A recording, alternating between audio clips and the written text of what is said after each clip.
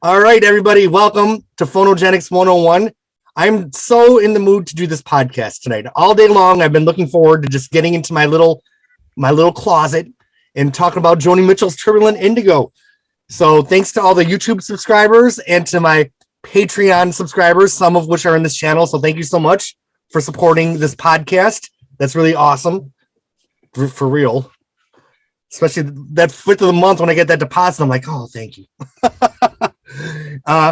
That money will be towards my next music video for the Technicolor remix, which will be filmed in April by the Disco Dolls.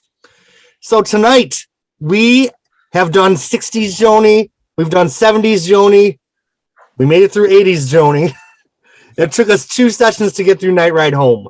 I'm anticipating that's going to take us 2 sessions to get through Turbulent Indigo, but I'm being optimistic and saying we're going to do it all in one. So it is what it is. It's organic. We're not going to rush it. But let's go around the circle and I will introduce everyone and kind of talk about your journey with this album coming into your life. Always in my upper left-hand corner, we have Bob.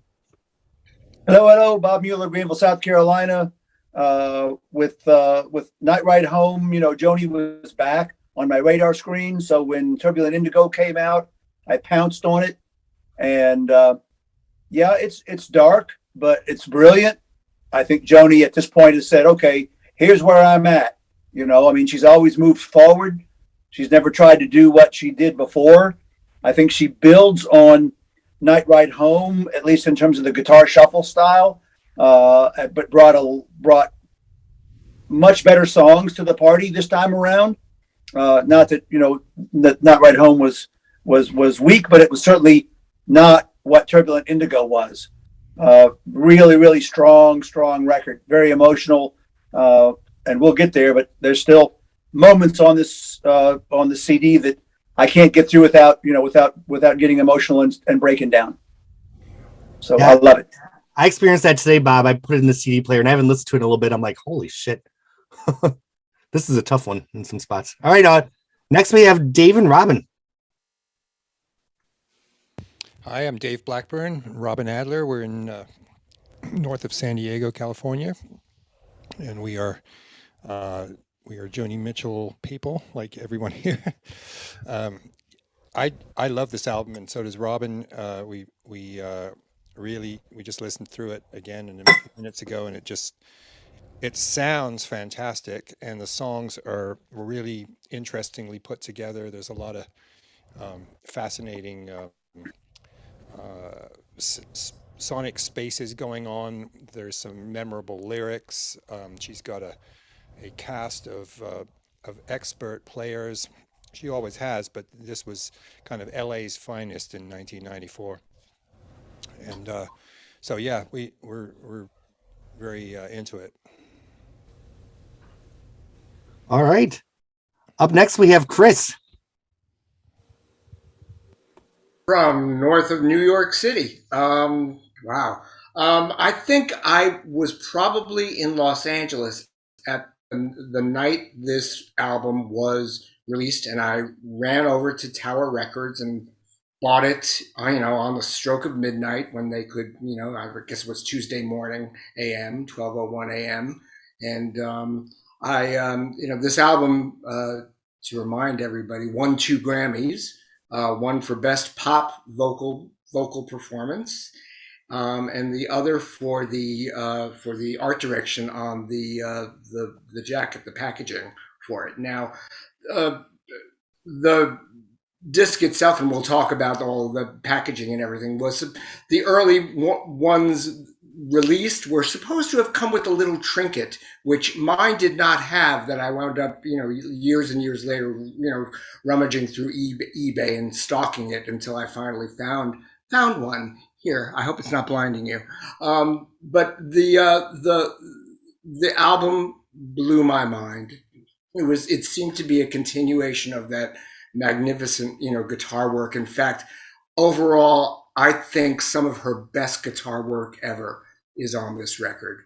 I absolutely love what she does with it. And I also am going to, early on, give a call out overall to all of Wayne Shorter's contributions to this record, because I don't know if they built it in the studio from some of his, best bits and pieces, but however they got there, it's what he adds to this record is absolute brilliance.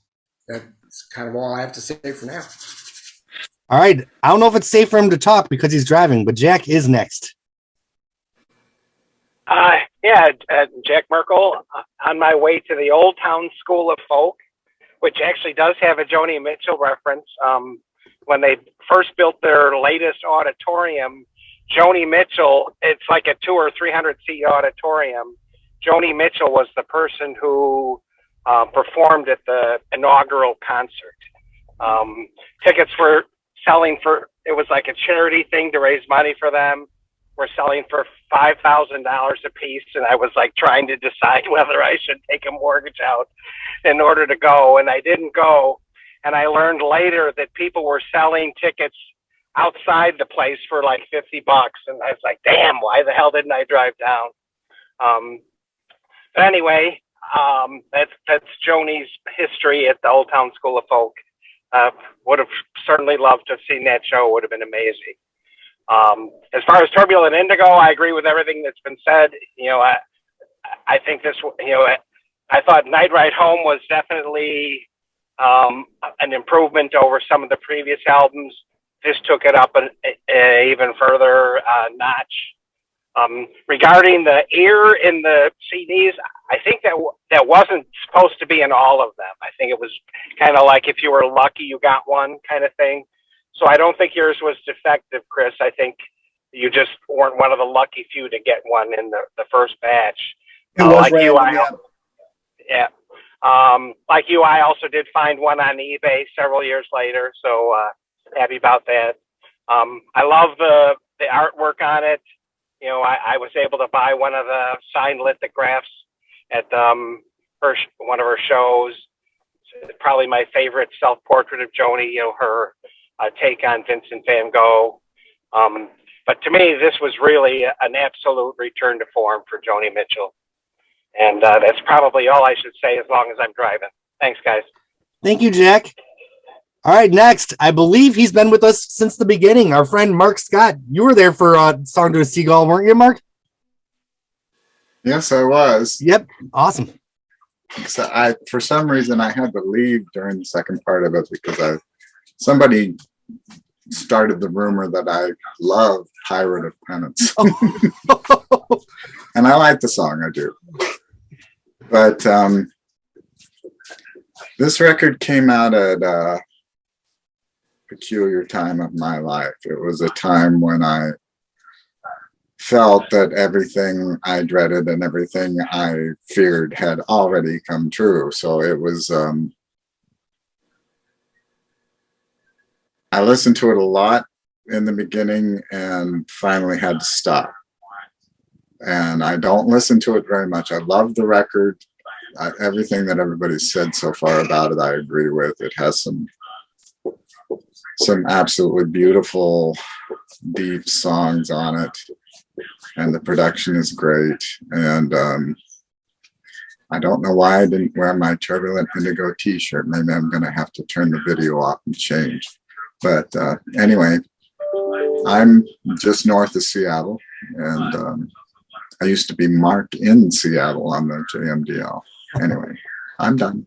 Nothing wrong with the wardrobe change. All right. Also going back to the very early podcast and still with us, our friend Sue. I actually joined on Clouds. That's right. You were there in spirit for Song to a Seagull. I don't know why, but I loved Clouds, so I had to be there.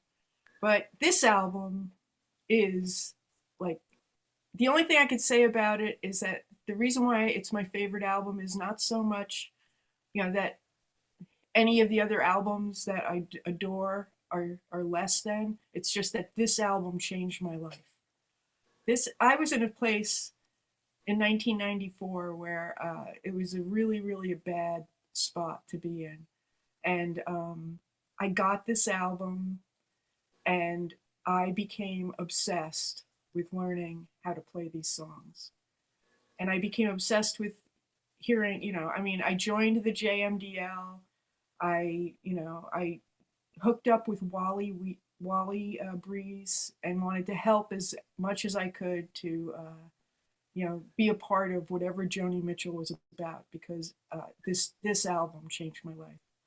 And most of the reason why was because I think that this is one of her incredibly, the lyrics, the guitar playing.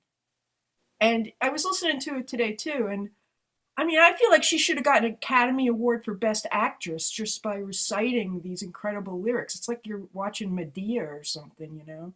She's just an incredible, incredible,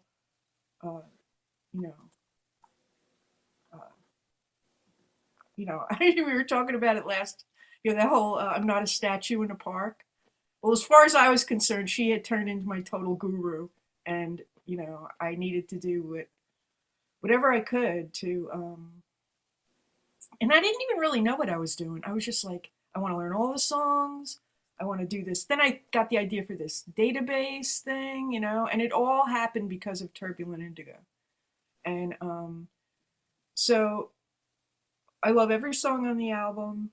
There are some that, like the one that I'm going to play tonight, if we get to it, is just, it's St. Patrick's Day week. So it's appropriate on many levels. But, I could go on and on about how this album turned me into a better person. I mean, that sounds like, bullshit in a way, but if I could tell you the whole story, you'd believe me. So anyway, I'll pass it on to the next person. Thanks. I believe you, Sue. All right, next we have Paz. Hi, good evening, everybody. Michael Paz in New Orleans, Louisiana. I love this record as well. I agree with what everyone's been saying. No need to repeat all of that again. This came at a time after my first son was born in 1990, and so he was coming up. He was a toddler when this came out, and I remember we used to listen to this one a lot, Freda and I, and I was overjoyed when she won the Grammys, and of course, as I do every year, I always watch, and it was kind of shocking, even though I was hoping she was going to win. I was as shocked as anybody that she did beat out the other people that were up that year that were selling millions of copies. And I know Mariah was one of the ones that was in deep shock when she lost. I got to see her, I think it was the year after this came out, at a radio convention here in New Orleans at the Hyatt Regency, and she played some songs from this album, as she did Night Ride Home album, and that was a special time. These were special times for me. I started working with an artist by the name of Joe Tullis, who I've been working with since 1994. So when we were on the road, I'd force them to listen to this album as well. So trying to educate these rock and rollers on other forms of art. Cheers. All right, next we have Jim. I'm Jim, and I'm a Joni holic. I've been Keep coming back. I've been in recovery for about 39 years through the grace of Joni Mitchell discussion list. It took me a while to warm up to this album, but I played it this week, and it really packs a wallop. That's enough for me. All right. Up next, we have Reuben. Hi, my name is Reuben Bell. I'm just south of Portland, Maine tonight. I also love this record for all of the reasons everybody has said. I'm not going to repeat any of that, but Chris, like you, I ran out to my local Tower Records in Northeast Philadelphia at midnight to buy this, and I didn't get the tin ear in mine either, but found one on eBay many years later, and I've kept it in a jewelry box ever since. It's one of my most favorite Joni artifacts. I think there's not a bum note on this whole record. I loved Night Ride Home, and I think this was just even a step up from that. And I look forward to hearing what you all have to say. I must say this is the first I heard about the tin ear. I never knew about it because mine did not. Oh, That the tin ear was really cool. All right, we have David next. Hey, I'm David, and y'all can Joni me under the table. I never thought it could happen, but people who are more Joni than me. So I too bought this the day it was released, and I had to say I looked at the cover and laughed. I thought, oh, Joni, you go, you know, you are Van Gogh, and it was a time, you know, the mid '90s were a time, and it was both for me personally actually a really productive and creative time, but there was a lot of shit and horror going down, and so again we'll get to that, I'm sure, when we talk about it in the songs, but it's a fabulous album. Thank you.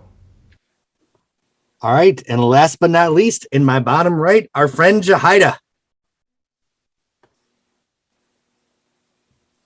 Hello, I am Jahida Esperanza. I am in Colorado, and I have to admit that I was 14 when this album came out, so I was not really, and I had just probably like, I would say 2 years before even just learned who Joni Mitchell was. So I was not running to the Tower Records because I would have been grounded. But then also I didn't really find out enough. Like, it wasn't as easy to just kind of consume things the way it is now. So I didn't really get to listen to this album until I was in my 20s. And I mean, I think because I was in my 20s, it didn't really hit me the same way. And I just kind of, I mean, not that I thought it was bad. I mean, I love anything Joni does, except for, you know, like Clouds. But sorry, Sue. But I do now think, when I, you know, think back and I listen to this record and thinking back to like what was actually happening around me at the time, that I was so like kind of aware, but yet willfully oblivious to, because I was 14. And I realize what an impact it has, and how, you know, again, Joni just has this insane way, like Sue said, you know, she should have won an Academy Award, you know, not a Grammy. Like, she really just, she gets to the core, and every single song on this album is just one of those, you know, it hits you emotionally. So yeah. All right, and I am Jeremy Gloff, your host, reporting from a closet in Tampa, Florida. And I remember this album came out on October, was it the Wait, I thought you were out of the closet. Yeah, well, back in just for Joni. I believe it came out on October 25th, 1994. Because I remember October. It was the same day that Madonna's Bedtime Stories came out. So I walked into Record Giant in Fredonia, New York, and my two favorite singers of all time both had new albums. I picked them both up. The next day, I had a friend in jail in Mayville, so I drove out to visit my friend in jail, and I listened to this album. And then a week later, I got kicked out of my house. And so this album was with me in Madonna's Bedtime Stories for the first time I was out on my own. I just threw all my shit in the car, and I never went back home again. Like, I got my first apartment, and shit got wild for about 20 years after that. But so, yeah, this album was with me at a pivotal time. And I must admit, very controversially to say, that the first time I heard Turbulent Indigo, I was a little bit underwhelmed by it. I thought some of the rhymes felt a little bit forced. And I thought there are moments that were a little boring. But of course, you know, I had Madonna's Bedtime Stories alongside of it. Naturally, I grew into love this album and appreciate it for the masterpiece it is. But it was interesting because, you know, the Grammy came around a year later and all that stuff. But when the album actually came out, it was just Joni business as usual for me. You know, the album wasn't getting a lot of airplay at first, and it wasn't tearing up the charts. It was just something that was very personal to me, that was in my CD player when I was going through a really fucked up time in my life. So, you know, a year later or two, when she started getting the accolades and stuff, it was awesome, but she'll always feel like my Joni or our Joni, whatever you want to say. And I guess that's all I'll say for now. Turbulent Indigo, let's start with the cover. Here, first of all, I still have the poster on my wall. So here's my Turbulent Indigo promo poster from the record store back in the day. I still have it. The original issue came on a slipcase, and then it was reissued with a jewel case, right? With a blue cover. But this is the original issue. Just like Chris, I also have the song book. And this album kind of set the template for how Joni did her album covers for the next decade, really. Except for both sides now. She had the picture in a frame on the cover. What did you all, I guess we all talked about the cover a little bit. Any additional thoughts that anybody wants to say about the album cover before we move into the music? All right, Chris. Shout out to Robbie Cavallina, who started the format that I think she took through Taming the Tiger, where there was a central portrait positioned to the left side of the front of the square, and the same Garamond font that I think she started using with Hijra. She continued to use through that whole series. But inside, however, I mean, this was extraordinarily large. The disc is still in the machine, but I mean, this is a fairly expensive to produce folding and artwork, all the different colors. Not only does it show off her paintings beautifully, but it also shows a little bit of something inside for her too, because her altar is pictured on the back of the disc. So I keep trying with a spyglass to see if I can read all of the titles of the books, and I can't really. So I'm sure that people probably know what they are out there, but I don't necessarily. But I think in terms, the ear itself on top of that was just icing on the cake, if you were so fortunate as to find one. So I'm not surprised that this jacket did in fact win the packaging award that year.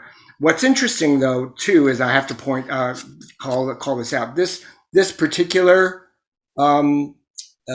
painting is a copy. I think she copied this from another artist. Now, unfortunately, what's weird is, and I didn't have time to do the research, but in the songbook, it's credited after Leighton, and in all of the other material, including the discs, it's after Rossetti. So if anybody knows anything about this particular painting, Mark, I don't know if you have anything on that. I'm all ears. All right, I know that it was a copy of something, but I don't remember who the artist was. Van Gogh, several of his paintings were copies, I think, of Delacroix works. So artists did that sort of thing a lot. Anyway, I'm out of turn. It's all good. All right, our lineup is Reuben, then Sue, and then Bob. I thought this was a really cool presentation with all of her other CDs getting released, sort of back catalog stuff. This was the first one that really got the royal treatment. I thought it was neat. Was there ever a vinyl release of this? I don't recall ever seeing one ever. I don't think so. This was the first one that never had a vinyl release. That'll be cool when it needs to happen. We get to that part of the archive series. That'll be fun to have that. I guess that's all I have to say about the cover. All right, Sue. Yeah, that was the most exciting thing beyond the music was all the paintings she had on the cover of this. She had them; they came out too. Like you can pull them out and look at them. And I really loved the picnic painting after Monet. I always loved. We did something at Cornell, and I used that on one of the flyers that I sent out because it was about a student dinner, you know.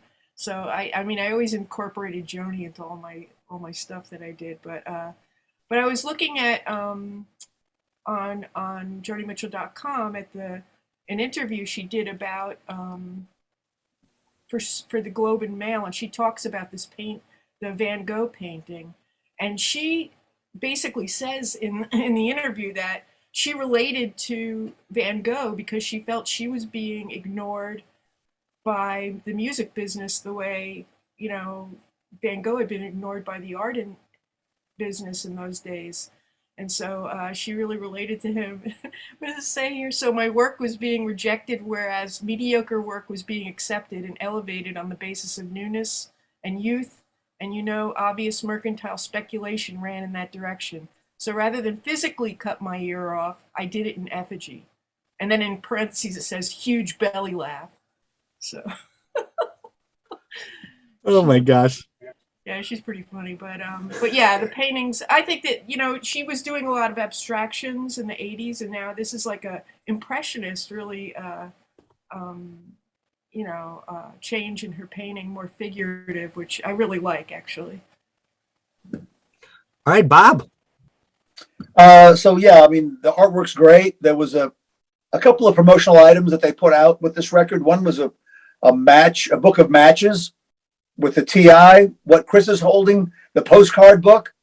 I bought that on eBay for like $1 and tore out all the postcards, went to my local art shop and had them frame each one separately with a really, really nice frame and matting and stuff. So it was $1 on eBay, but I spent about $800 at this frame shop getting my little Joni art gallery, which is in my bedroom now. And I wake up to it every morning and it's just beautiful. I mean, her, you know, she was in the zone here. Her writing was brilliant. Her guitar playing was amazing. Her painting was wonderful. So, yeah, she might have had fallen out of the public eye, but artistically, she was banging it. That's it. All right. Do we have any other thoughts on the album cover before we move into the music? Chris. You all may roll your eyes, but I'm going to tell the story this way because this way we don't have to come back to it later on. When I was at the Voices exhibit in Saskatoon, I was studying this, you know, the cover painting, and I'm standing all alone. And for some reason, there was nobody around that painting, and I couldn't understand it. It was getting late. Maybe that's what it was. Anyway, this guy walks up next to me. He's standing next to me. He's, you know, we're both looking at it. And he leans in and he says, she's been offered a great deal of money for this painting. I said, wow. I said, I could understand that. I said, but how do you know that? And he said, well, I should. She's my daughter. And I said, oh my God. I said, you're Bill Anderson, you know, and we had a very short but lovely conversation. And it was basically, I asked him, how do you foster the growth in your child how do you foster their creativity to create something like this, a talent like this? And ever the shopkeeper, he said, keep buying those pencils. And I will tell that story to anybody who will listen to it. So I love it. Thanks for the opportunity. Aw. All right, Mark. Well, I just want to say that I really love the cover painting so much that I actually made a parody of it myself. I had a hat that looked very much like the Joni Mitchell hat and a coat that actually looked like it. The coat she's got on and wrapped something around my head. But that's on Facebook or somewhere, I think. And I have the T-shirt that I got at,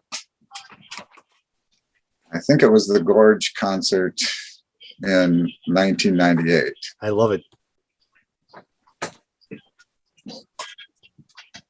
All right, Jahida. I just wanted to say that, yeah, there's another person who did a parody of it, and that was our Brian Thomas, and he did Turbulent Negro. And yeah, I mean, it's brilliant, obviously. But also, I just wanted to say, I wanted to pose a question. What do you guys think Van Gogh would think of her portrait?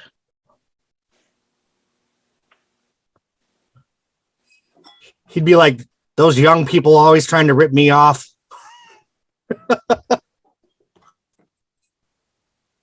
Yeah, it could be the same as Furry Lewis. When do I get paid?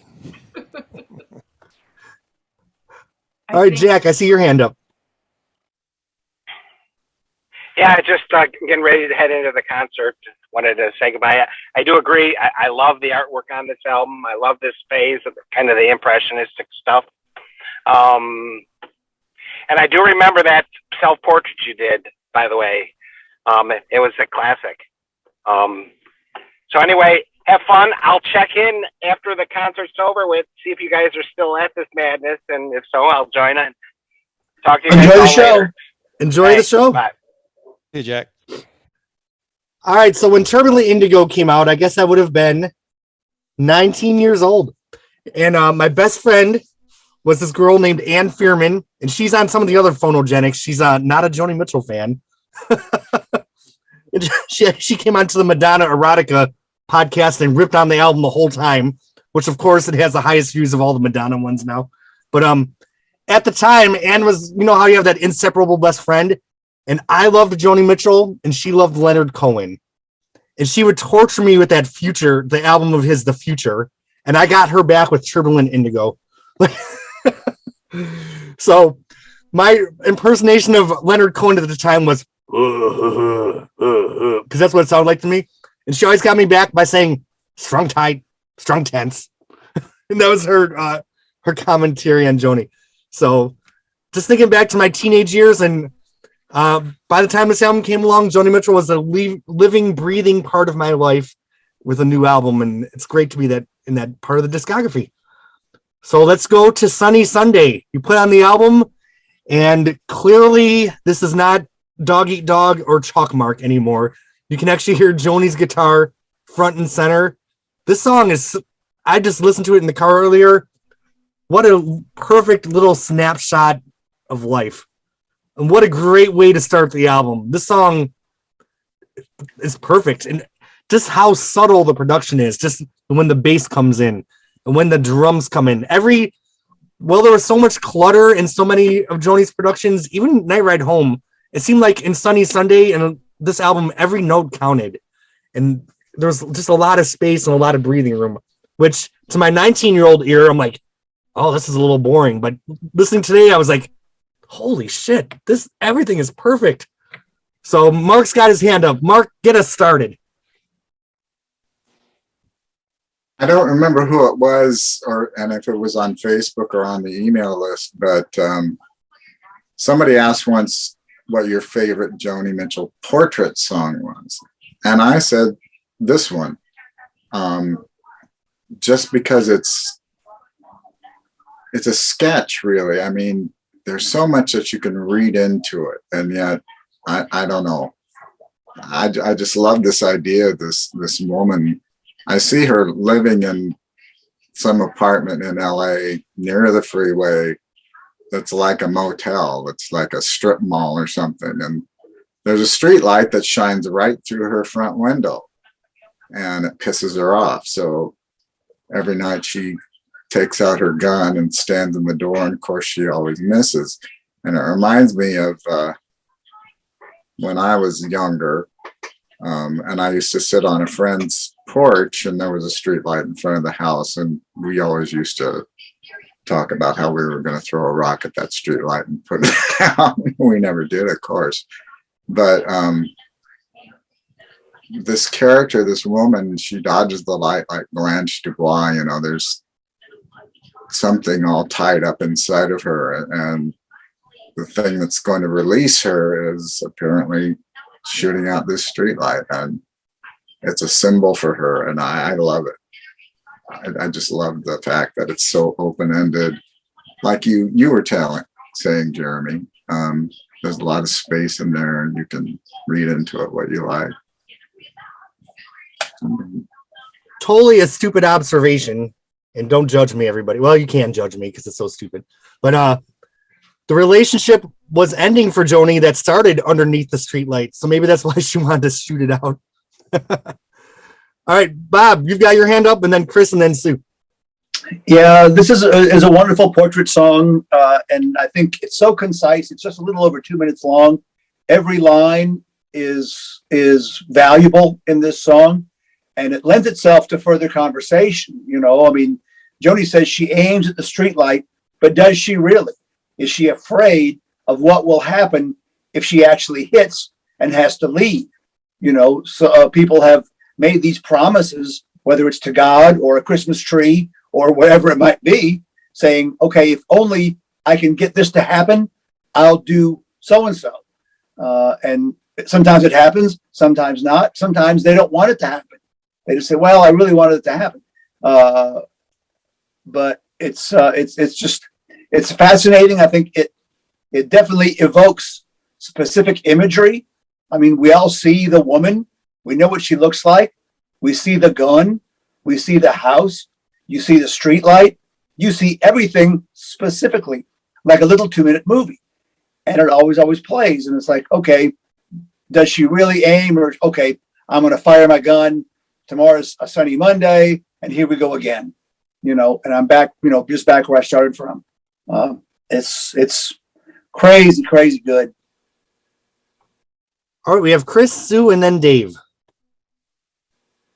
I agree with what Bob just said. This is like an indie film. This is a really focused, and it has its own voice to it. It's really beautifully rendered and cinematically done. You know, and not over the top. This is not grand. This is a really intimate portrait. What I remember thinking the first time I heard the song was it recalled to me the Tea Leaf Prophecy. She says she's leaving here, but she don't go. So whether or not this character she's drawing has any bit of Myrtle in it, or is Joni herself, or is, and you know, Mark, maybe you can speak to some of this too. I think you've been posting a bit about some things we've learned about Joni's grandmothers, and they actually had to pull the weight for families at some point in their lives. So there's a history within Joni's upbringing of strong women who have had to shoulder the responsibility, and it kind of doesn't surprise me that there's an ambivalence that she needs to draw, because some of that is wrought from the responsibility that these women had to deal with, either through, you know, for their spouse or their families, or, you know, some extended situations that they had no control over. So, you know, the ambivalence of whether or not she's actually good enough to shoot that light out it's a target, but it's not one she's gonna work too hard at achieving. That kind of ability to allow fate to control life is what I think is universal about this song, and it's, I think, terrifically rendered, just terrific. All right, we have Sue, then Dave, then Paz. So in an interview, Joni did say this song was about an artist friend of hers who she had a conversation with. But you know what, I think ultimately it is. I mean, kind of like Marcy was a woman she knew in London, you know, and then, you know, I was going to bring up the Tea Leaf Prophecy line too. I mean, she has this great knack of describing that type of emotion of feeling trapped and not knowing what to do about the next phase of your life. You know, it's like, you know, there's a resentment, there's, you know, something crappy happened, you know, I think that in a way you could look at it having to do with another relationship, you know, crashing and burning or whatever, but they want to do something about it. and they don't have the power to do it. And it, you know, in certain, I mean, I think in certain ways, like you said, Chris, this is a universal thing of like, you know, who can I kill and get away with it, you know?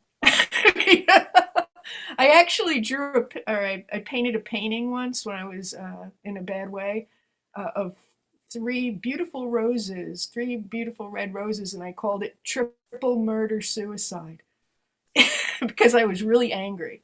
And so, you know, in a way, art is just such a beautiful way to get at, you know, these emotions that, you know, are like can be so devastating that, you know, you couldn't actually do them in real life. So you hold it and you suffer, you know. And you know, I mean, Marcy and this song, I feel I always say are the type of Joni Mitchell songs that balance on a pin.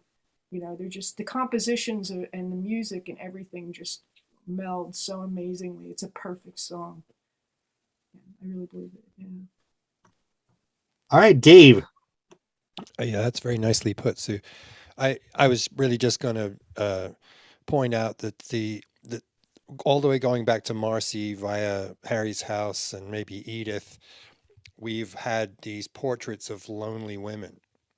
And this is just kind of in that self-created tradition of perfectly observed fine details about the room and the light and the curtains and stuff that she's always given us in those types of songs.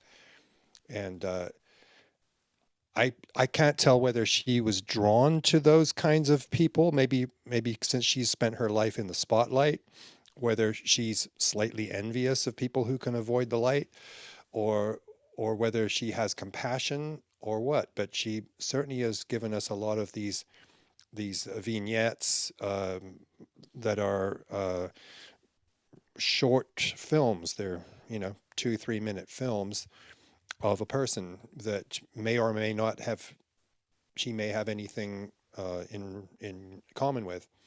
So that was my point. All right, pause. Yeah, I like what you said, Dave, and you too, Sue. The line when she says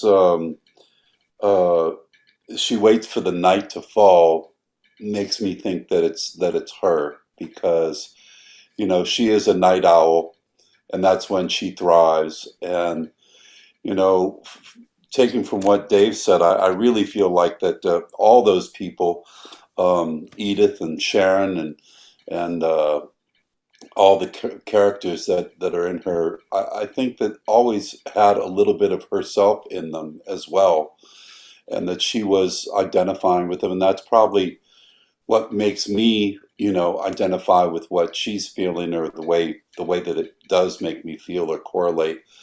And that's, for me, always been the attraction to Joni Mitchell, is how she makes me feel and how that particular song makes me feel. And certainly, you know, as a kid, I think I threw quite a few rocks at streetlights, and not sure that I was tall enough to break one. I was too little back in those days. But yeah, this song is in particular is one of my favorites from the album. Leslie Smith did a beautiful cover of this on the Pazfest CD, and that night she played it with Michael Polera on piano, which was a beautiful arrangement of both of that one and Sex Kills was great. So yeah, I love this one. Thank you. Yeah, I'd have to say that I feel like this is as good as anything Joni Mitchell has ever written. And I remember at the time, that's when Blockbuster Music was hot, and they had this computer in the store where we could look at upcoming releases, and that's where I saw the track list for the album before it actually came out. I'm like, oh, Sunny Sunday, it's gonna be like another Chelsea Morning, like a happy song. And you know, then when you actually hear it, it's something unexpectedly wonderful. And I forgot to mention in my introduction to this album that sometime between Night Ride Home and the release of this, she had performed Borderline at a folk festival that was televised on TV. And I taped Borderline off the TV and had that song with me for about maybe a year before the album came out. So just a memory from that time.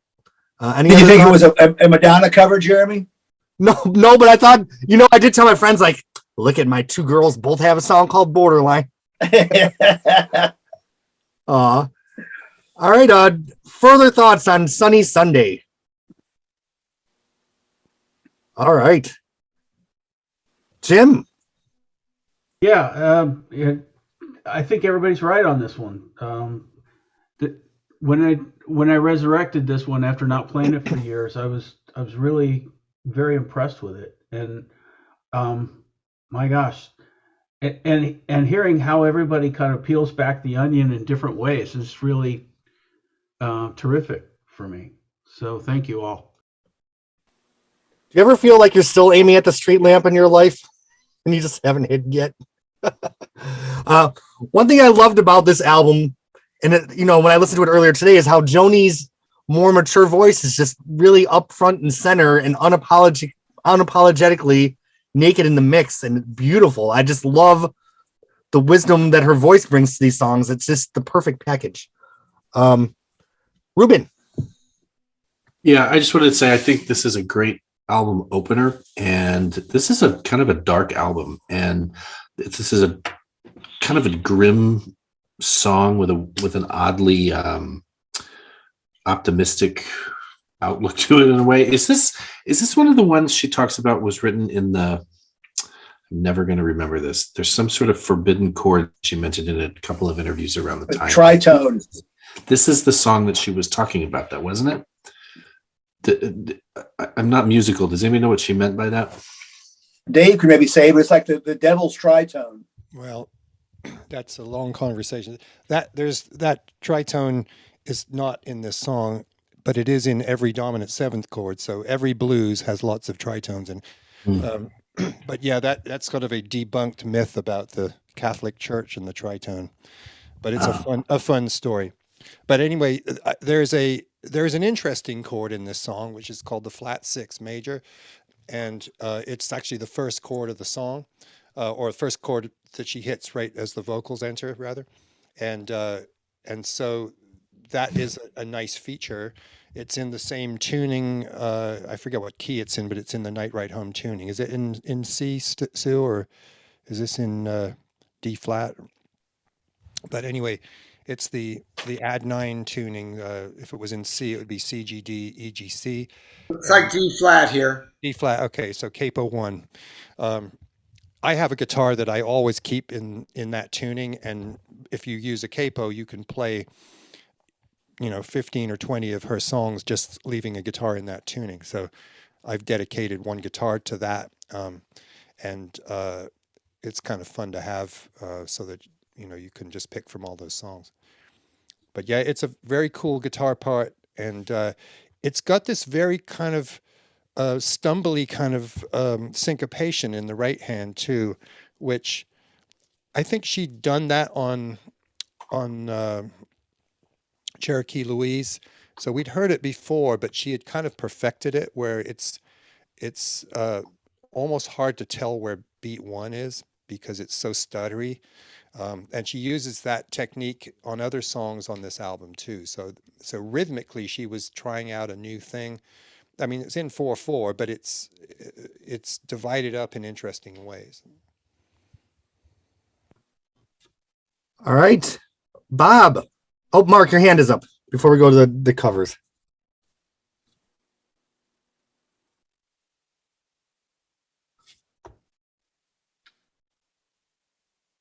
Back to the point I was making in the beginning, I can see how it is cinematic, and there are details about the room and the light and the gun.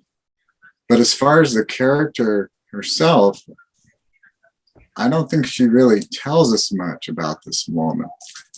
But you can infer a lot of different things. I mean, we don't know why she's aiming at the street lamp. Shades of Scarlet Conquering, we get a lot of information about Scarlet or Edith and the Kingpin. Well, maybe, yeah. Anyway, to me, the song, as far as the character of this woman is concerned, is very open-ended. She can be my dog. This is Allie, but anyway, I'll shut up. There's definitely a lot of blanks to fill in. And that's what makes it such a great song, is I think we all have our vision of who this woman is. Bob, how many people covered it? Yeah, well, just one quick comment before I move on to the covers. It'll be quick. Is that if she really wanted to leave, she could leave, right? She doesn't have to hit the street light. She just leaves. So the street light is just an excuse for her not to pursue what she wants to do. All right, so covers. What's interesting about this record is if almost every other record, if you look at Night Ride Home, you've got the title track, you've got Two Gray Rooms. That's the bulk of what gets covered from that record, with a lot of little nothing in between. With this record, and I think it speaks to the balance of these songs, you've got a pretty even number of covers for each song except for one or two. So Sunny Sunday's 11 covers on this one.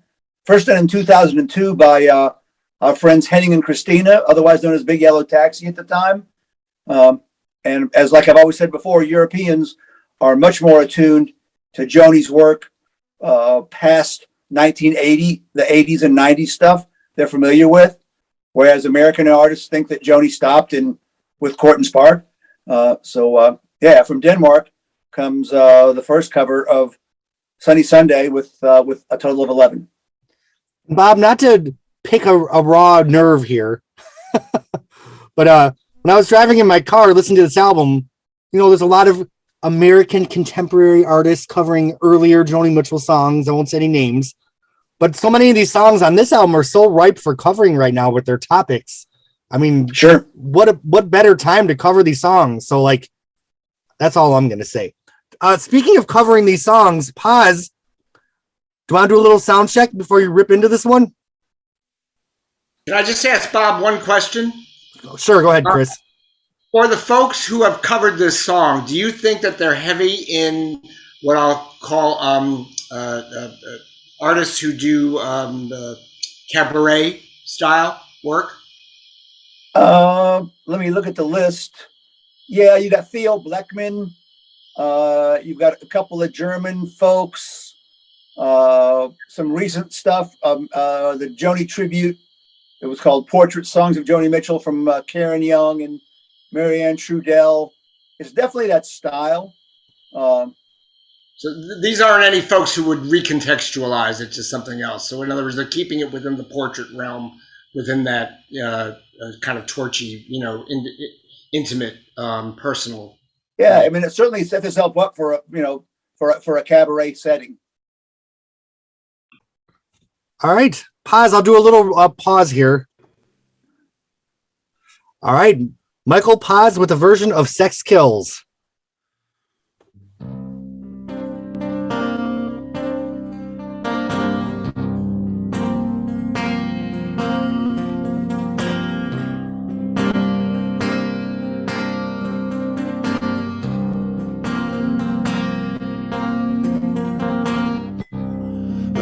Behind a Cadillac, waiting for the light. Took a look at his license plate. It said, just ice. It's justice, just ice. Covered by greed and lust. Just strong doing what they can in the weak suffering what they must. Oh, the gas leaks, the oil spills, and sex sells everything. Sex kills.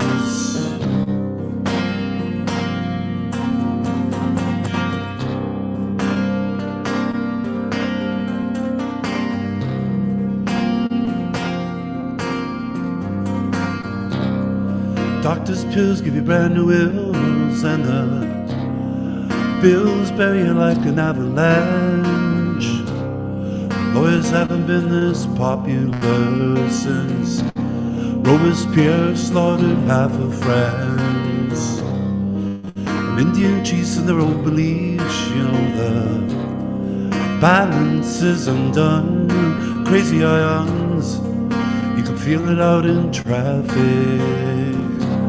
Everyone hates everyone. and the gas leaks and the oil spills. Sex sells everything.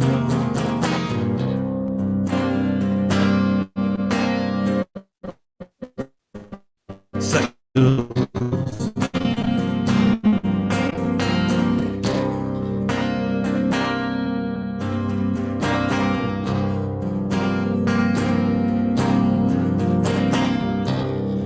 All these jackoffs at the office, you know, the rapists in the pool, the tragedies in the nurseries, little kids packing guns to school, the ulcerated ozone, these tumors of the skin, this hostile sun beating down this massive mess we're in. Oh, and the gas leaks, the oil spills, and sex sells everything. Sex kills. Oh, sex kills.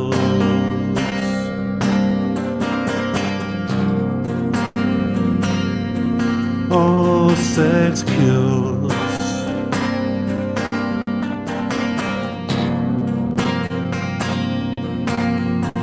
Sex kills.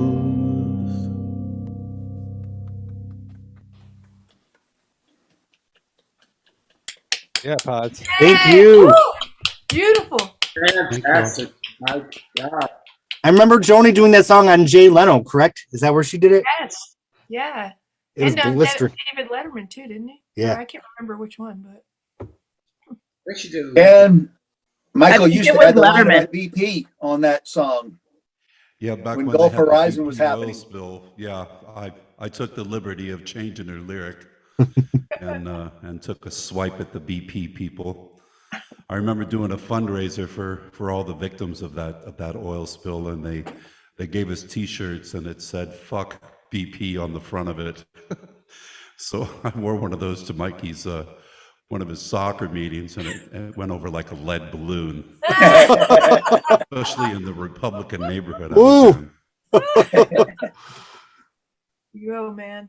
Well, I remember the first time playing the album, just thinking, damn, this is a heavy song. Like lyrically and sonically. Like she went there with this one. Jim, I saw your hand was up. Are you gonna get this one rolling? I just had a quick one here. And you know, she mentions lawyers and she says the lawyers haven't been as popular. I was in a Facebook discussion a couple of weeks ago, and somebody was talking about, you know, the trials and tribulations that our legal system, you know, blesses us with. And I quoted Shakespeare, and I thought I was going to get away with it because it was a Shakespeare quote. And what I put down was on Facebook now, I put, "First we kill all the lawyers."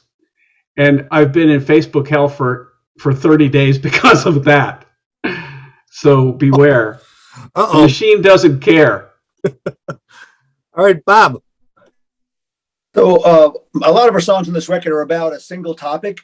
This one goes, you know, topic to topic to topic to topic. She covers lots and lots of things in this one song. Again, for me, every line is valuable and important and sequenced perfectly to the next stanza. And you just realize how, okay, kind of almost everything is really, really screwed up. That's all. Now, I must say, upon first listen, I did not like the "just ice" line. I'm like, that's stupid. But I've grown to love it. Okay, we have Chris, David, Sue, and then Dave, I believe is the lineup. I just wanted to call out my daughter, actually, who at 15 or 16, she grabbed, I had no idea she was really even listening through to the lyric of this song, but she wound up, I remember catching her quoting it to somebody else, and I remember thinking, I had no idea she was even attending any thought toward the song, especially given her, her generation, that it was speaking to her. But it obviously did. So this song, it has some legs. Can we all agree that if the copyright was copyright 2022, it would be just as timely if it came out today? Even more so. Yeah. Everyone hates everyone. Yeah. Every day when I'm in the traffic in Tampa, I'm like, you can feel it out in traffic. Everyone hates everyone. All right, Dave, Well, and Sue, kids packing guns to school. yeah. Dave, Sue, David, Sue, Dave, and then Paz is the lineup. Yes, I'll just say I've always had a really hard time with this song. First, the production, I find it sort of a throwback to Dog Eat Dog.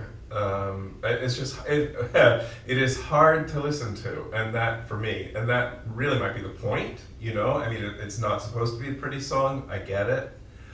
But and now here we get to the part where we start crying through this album. But the refrain of "sex kills." This is in the middle of the AIDS epidemic, and to me, clearly that's what the reference is to, and it's still. Part of the conflict there for me and politically and the political struggle at the time and the personal struggle for me at the time was making sex okay, keeping sex okay. Sex is okay, sex is okay, sex is okay, and to hear this sex kills, sex kills, sex kills is like when she should be saying wear condoms, wear condoms, wear condoms, and I know that. I don't think I'm going to make it any clearer than that. It is not a critique of the song. I'm not saying it's a bad song. I'm saying it still is really hard for me to listen to. And part of that is the hopelessness in it, and the litany of and it's kind of like there's enough of that, there's enough of that without writing a song about it, and so that's me in this song. All right, Sue.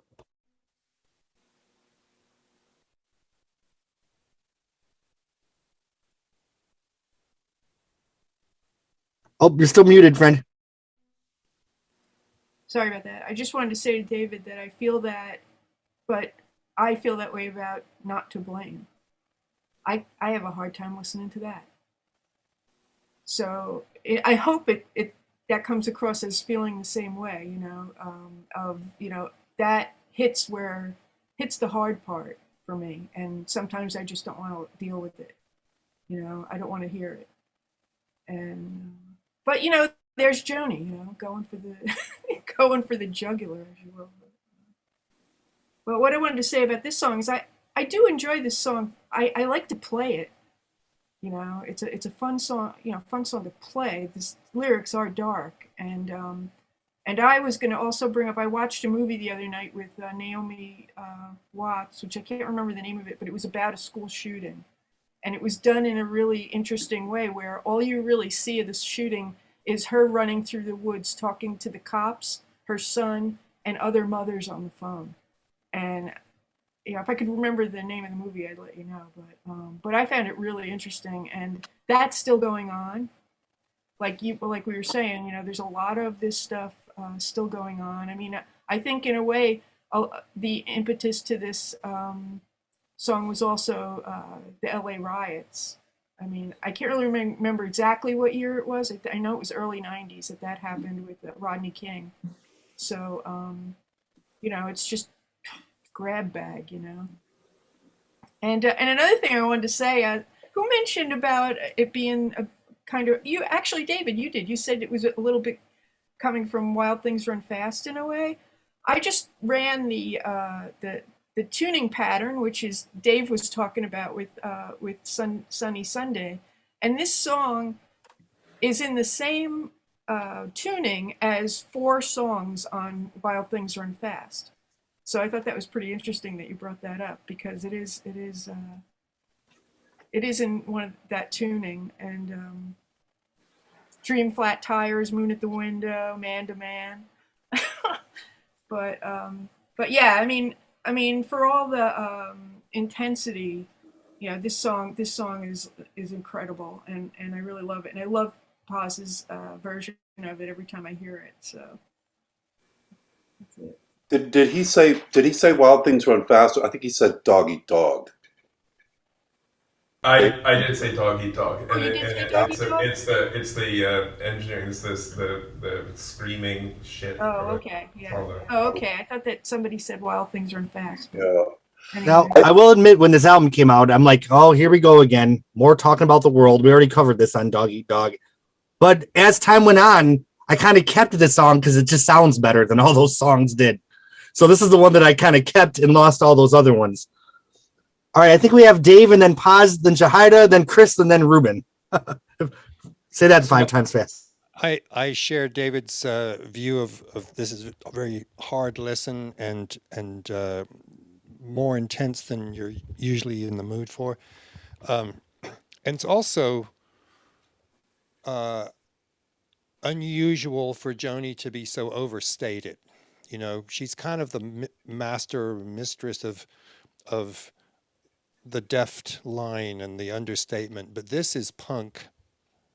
This is punk in rage, and it's punk in volume and intensity.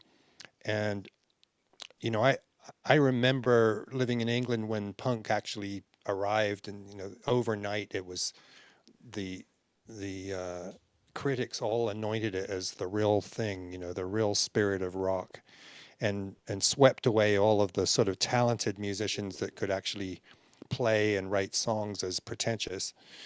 And this is that same sort of just primal scream kind of thing that punk was about, albeit really nicely recorded and stuff. But the Mike Landau's guitar playing is really featured, and it's, you know, he was probably given the instruction to just scream, you know, just express everything that's wrong with the world, play it.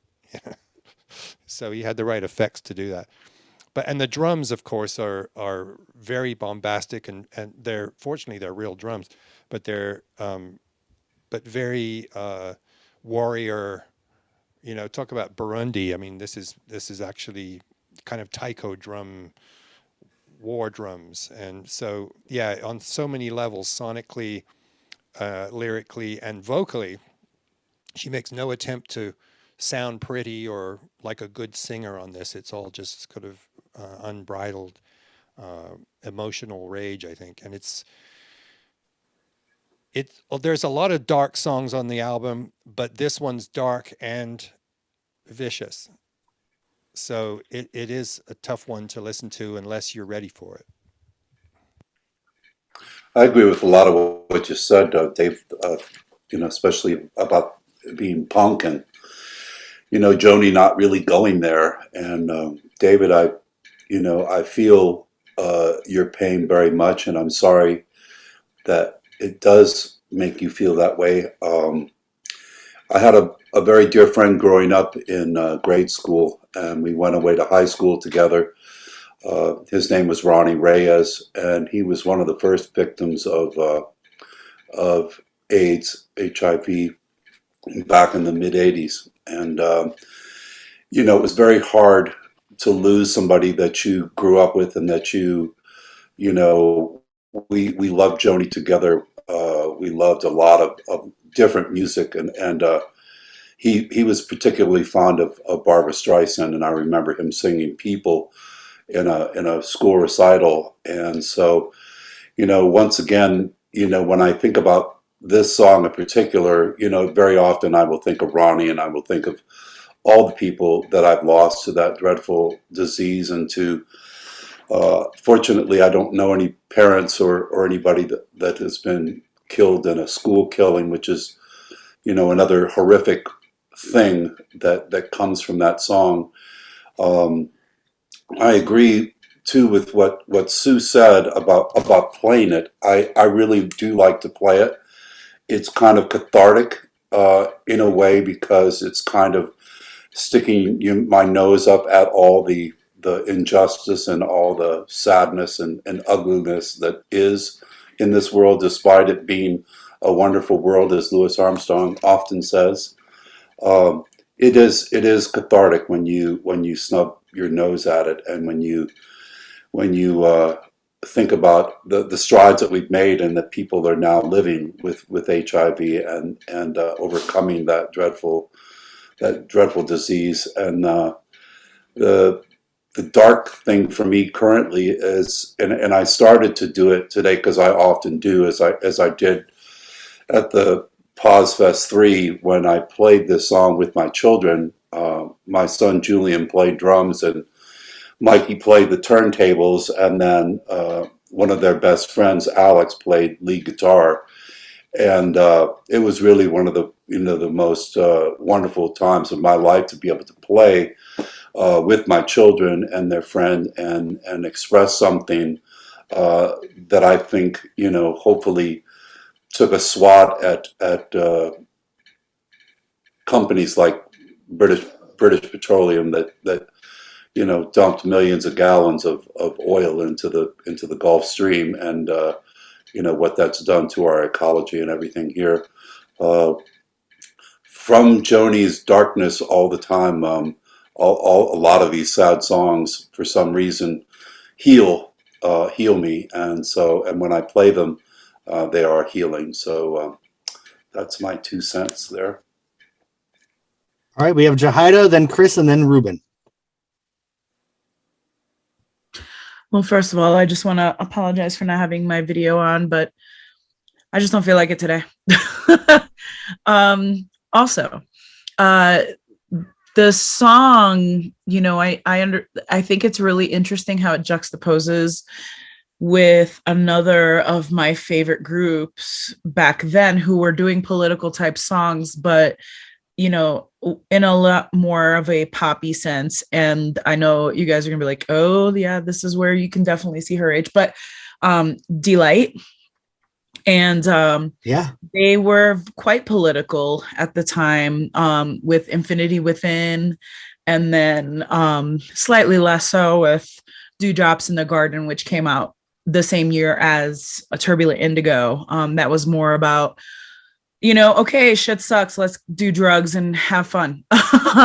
But in this case, in Infinity Within, which came out in 1992, they had a song called Rubber Lover that, was very much so about the fact that AIDS was running rampant at the time, and Delight were mainstays at Wigstock and the voguing community and the New York's party scene. So the majority of their friends, pretty much Delight got big because of the New York City gay scene. And it's really interesting how I wonder how 14-year-old me would have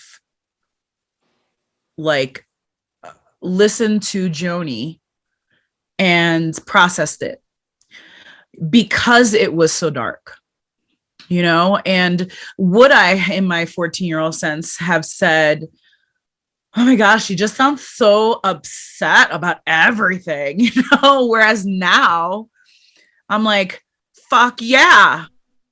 I'm surprised she's not even more pissed off, and I'm trying to think because obviously right now, it's one of those songs that is just timeless, and really in the same vein, just so what's the word? It's it's a perfect example of how history really repeats itself, but that the cycles are getting smaller. Yeah, for sure. And so I'm trying to think like, okay, who, if someone were to do, say, a cover, like, and like, who would be the person that is angry enough and yet, you know, powerful enough right now? And I'm like, shit, I don't even know. I mean, to me, that's still Joni, you know?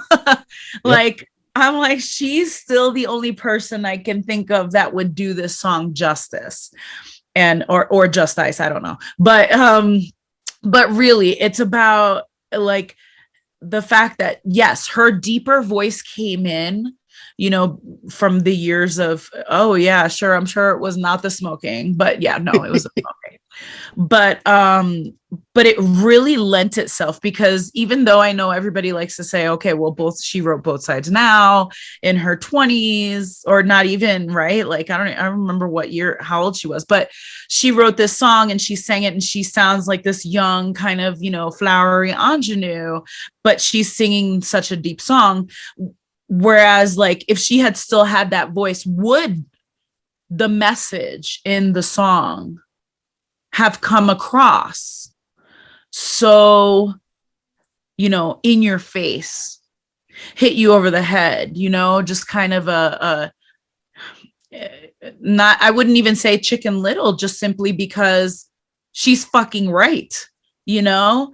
And it's just, she's holding up this mirror and saying, look at this.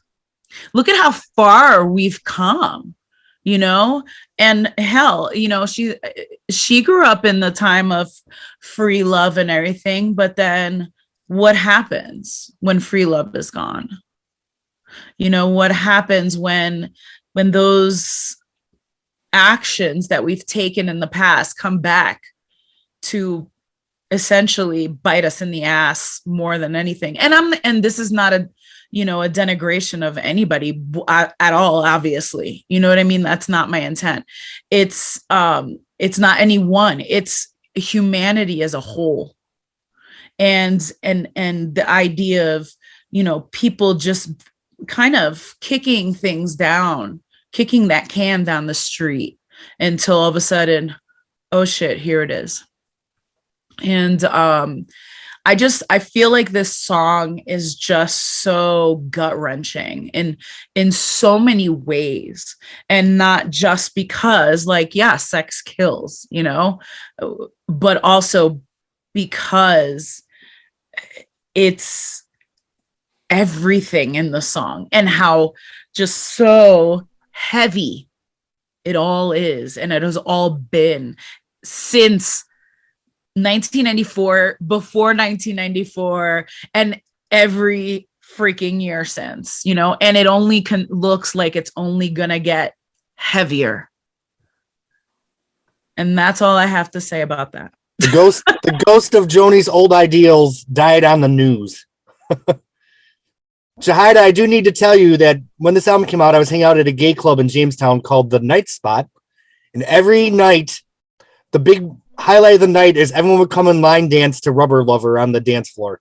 So oh my god, that makes me so fucking happy. that was the song. Like right when that keyboard riff came on, like everyone ran to the dance floor and line danced to it. So there you go.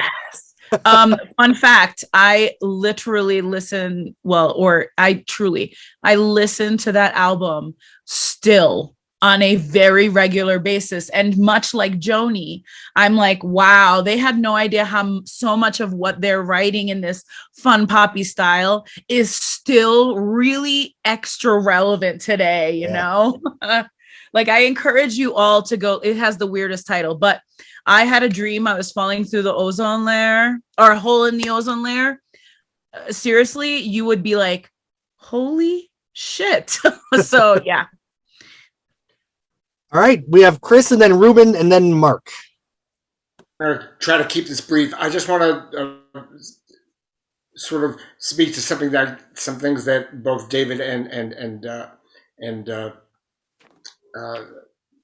well, David, I really do hear what you were saying about sex kills being so overt and pointed.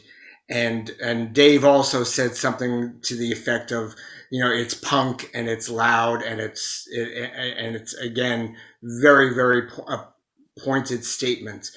I think she made first for David Phillips.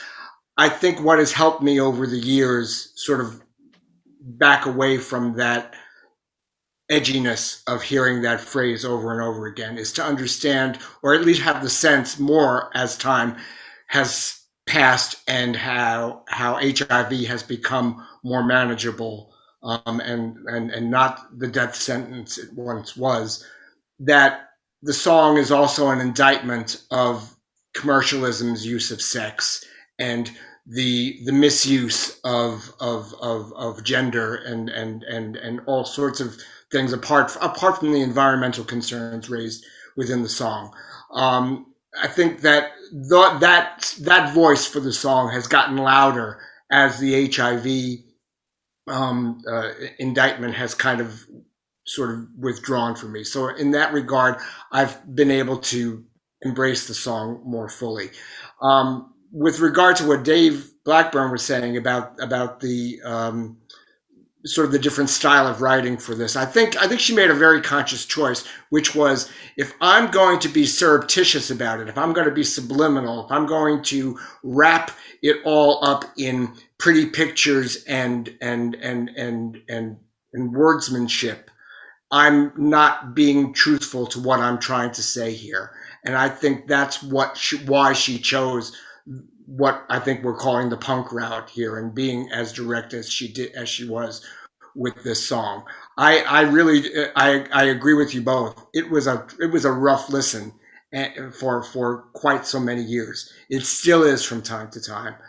It's not something I'll say, I'll put on, hey, you got to listen to this song. This is not something you're expecting somebody's going to groove to.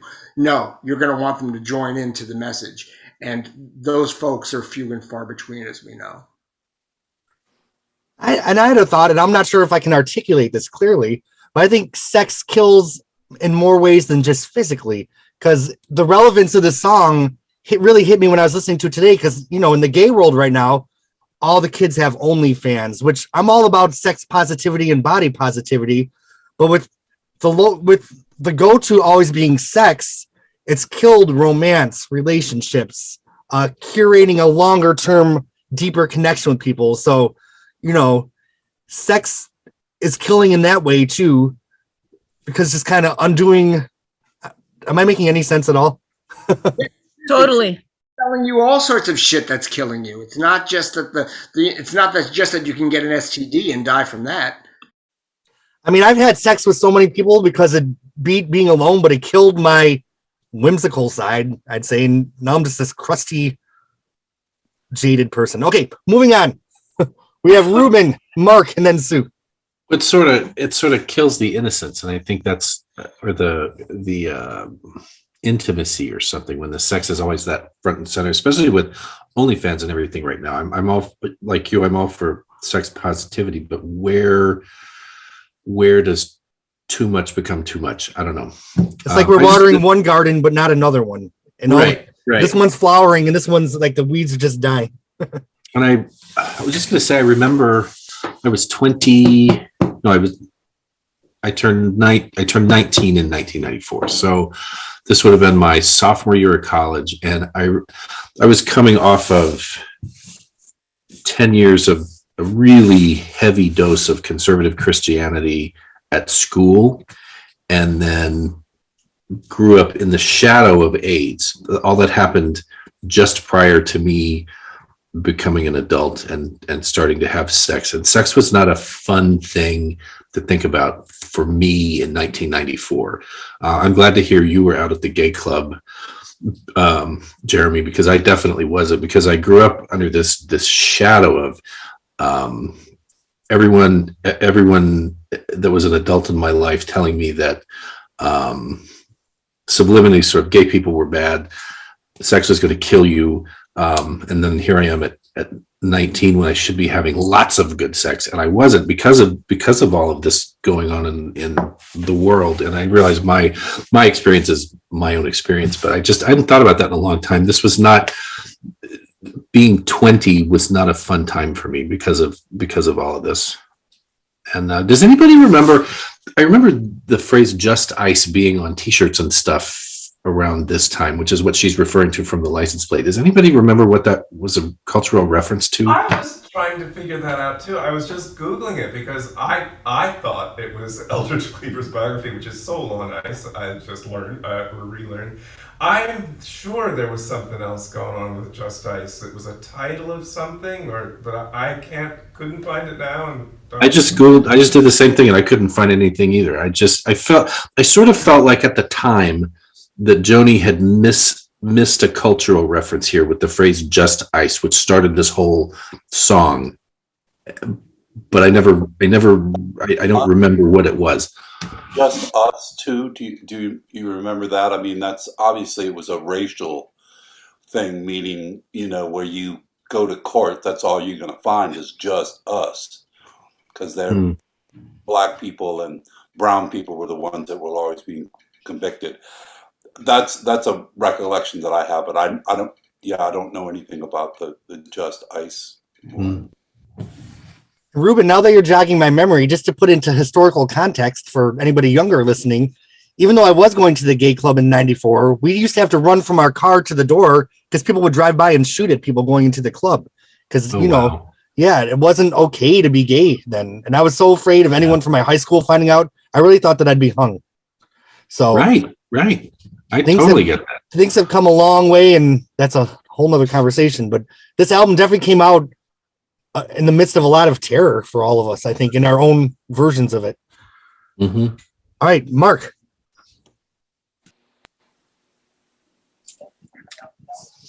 I remember when Turbulent Indigo came out, there was a discussion on the email list about the phrase "sex kills," and some people were objecting to it because they said, well, it isn't sex that kills.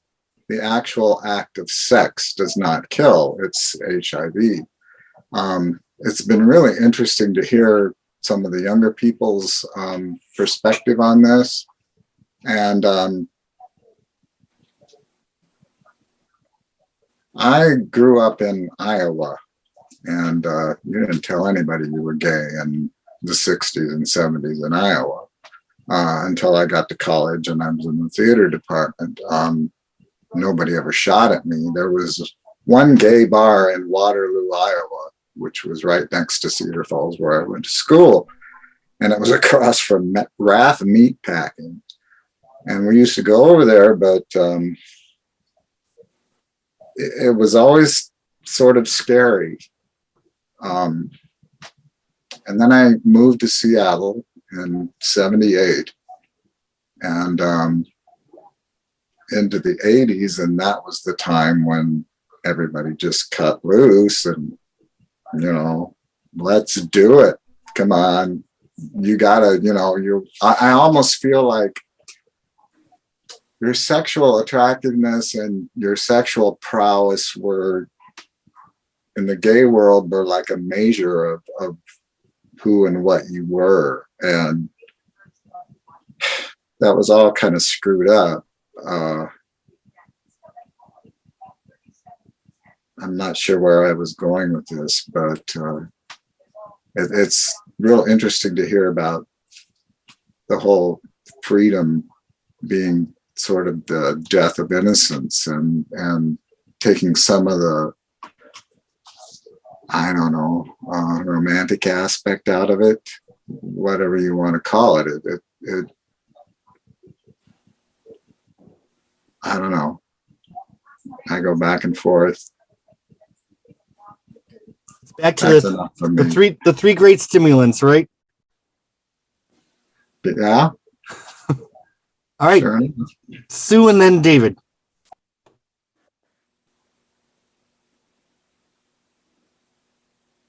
Oh, you're muted, Sue. I was reacting to what Jeremy said a couple minutes ago, but I was talking to my brother, whose son lives with him. He's in his late 20s. And he had a woman in his room. And my brother was like, who the heck is this woman, right? So he talked to his son and said, oh, yeah, she's hanging out with me. And he talked to his daughter, who's also in her late 20s, early 30s, and she goes, "Dad, haven't you ever heard of a hobosexual?" And he's like, "No." And he goes, "In these days, there's a lot of people who go on Tinder to find somewhere to live." And it's like, okay, here's another problem of, people can't get work. They need somewhere to live. I mean, it's just, and my brother, my nephew has severe mental illness. He's a schizophrenic, so, and he's doing well. He's doing great, but it's just like, okay, what's going on here? At first I laughed, but then I was thinking, what? I mean, I just felt like an old boomer, actually. It's like, is it just that I just don't get it? Or does that sound as weird as it is? So. Anyway. I think the answer is somewhere in the middle. So that's it for me. All right, David. Yeah, back again to, I just want to say, I was and remain as much as I can a proponent of joyful, loving, intimate, fleeting, safe, anonymous sex. Skillful. I'm all for it. So I just want to throw that in there. A little positivity here. I think that's what brings it back to what I was saying is I am so for that. Like, do the thing, but there has to be more than just that. And that's where I think sex kills the soul a little bit. So, all right. Reuben, is your hand up from before? Or did you have some more to say? All right. Well, Bob, how many people covered sex kills? Again, with the balance, we have 13 covers of Sex Kills. The debut was Michael's friend Leslie Smith from the 2002 Pozfest concert that I was attending, and I have the double CD to prove it. I guess that's now out of print, so collector's item. No. Anyway, if you don't have that, it was a great show, wonderful night, and really some great tunes on that one, including this one from Leslie Smith. This year, the most latest cover was from Inez Timmer, who's in Holland. She put out this CD, Joni Tribute, which is all in the language of Frisian, which is a very obscure language of Dutch. And it's this one's as hard to come by because she did a Kickstarter, GoFundMe kind of thing. I contributed a bunch of money, so I got my copy and asked her, well, how could other people get a copy? And she's not responding. So I'm not sure if she made a very, very limited run of the CD, but it's nice. That's in Frisian. Now, my favorite cover of Sex Kills is this one from a Danish band called Reuben Stolt. And Dave, you talked about the punk quality of the song.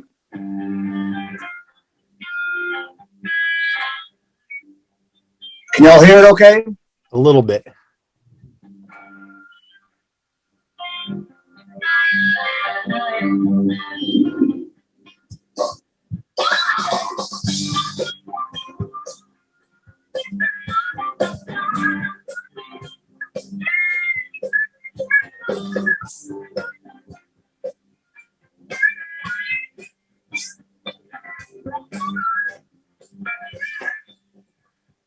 Pull up behind the Cadillac, waiting for the light. I won't play the whole thing, but that's the spirit of the song. Okay. They jack it up, they rock it up. No criticism of Joni's version. Hers is 100%. But when first time I heard this version of Sex Kills by Reuben Stolt out of Denmark, it was made me smile from ear to ear. Yeah, Joni sure snarled into those lyrics, though, didn't she? On that, on her version. Damn. I know in other podcasts we're doing the thumbs up, sideways, and down, but I feel like this could be mostly thumbs up for all these songs for this album. So I guess we'll just skip that one. Pause. I was just going to say that she played jazz festival about I think it was 1996. So that was the first time she ever played a VG8, and she played it with a Wally guitar from Fred Wallachy, had made a guitar that was MIDI compatible, and she did this on stage. And so she spent the night in a hotel room with a guy by the name of Gary White, who worked for Roland at the time, and he was a programmer. And so they came up with all these patches, and so the one for Sex Kills had all this distortion and huge bottom, and I mean, they had trouble with it when she walked on stage. Something wasn't happening. So when it finally came on, it was just like she hit this chord, and it was like all these huge speakers just blew up. I mean, there were just 30,000 people that were standing in front of the stage, all jumped out of their skin. The sound man, I'm sure, wanted to quit after that because there was all this sound coming down 2 channels of the PA system, and it was just a frightening sound, all the distortion and everything that they had on it. And so it was a funny moment. It was also a sad moment because after 30,000 people, I can't remember who was on before, but it was some big rock act, and so a lot of them stayed for Joni, but before it was over, there was probably less than 10,000 people left in front of the stage.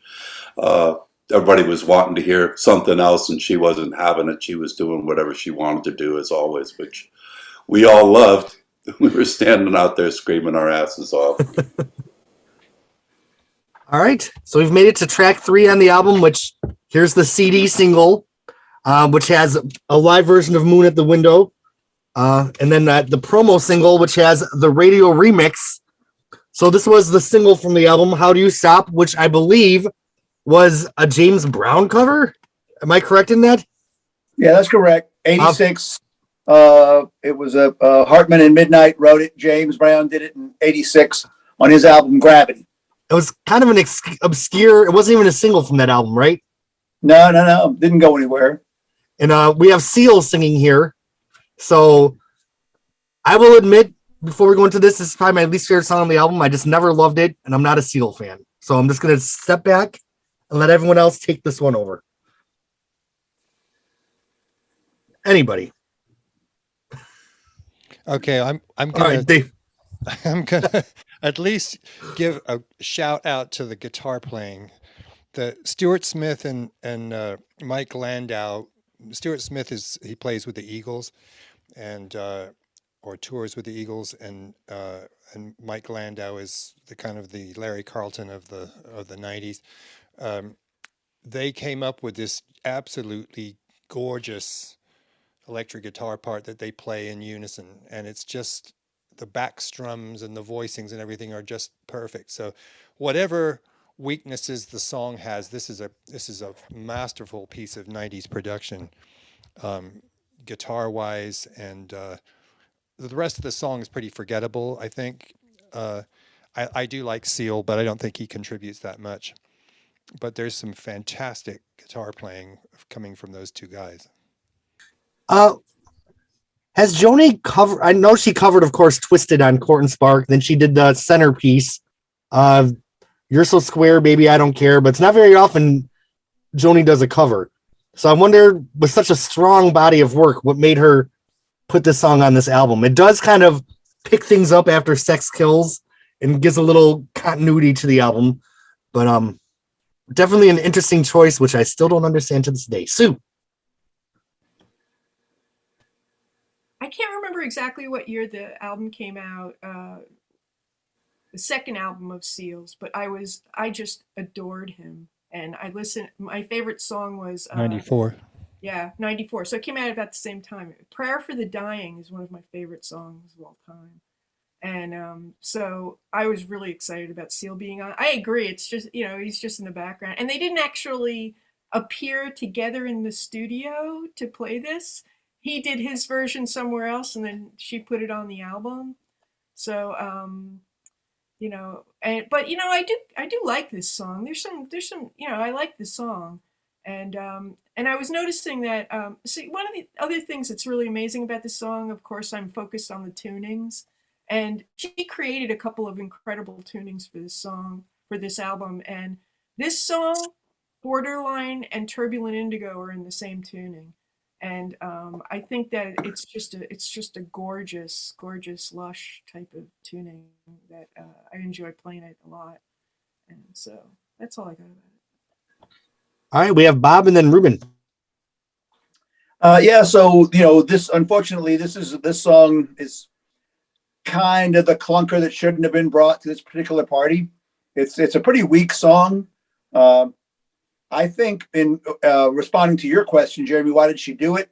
There's a section to this song that says, "You've had success, lots of fancy friends, you've tasted the good life, you thought it would never end.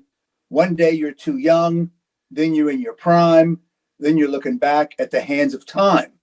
The rest of the song, I think, is pretty disposable, but that one chunk, I think, is almost like a fast forward to Job, and it goes back to Both Sides Now. Both Sides Now. It goes back to what was I'm not young, but I'm not old. Nothing can be done. Okay. It goes back to that same thought. So it's a really, really mediocre song. I did do some when I was doing my research for this discussion. I did some research on Hartman and Midnight. Hartman, they were both born in about 1949, 1950. Hartman, really, really interesting. I just learned this week. Dan Hartman was in Edgar Winter's group, and he wrote the song Free Ride. Come on and take a free ride. Okay. The guy that wrote this song wrote Free Ride? Yeah. And he was in Edgar Winter's group at the Woo! time.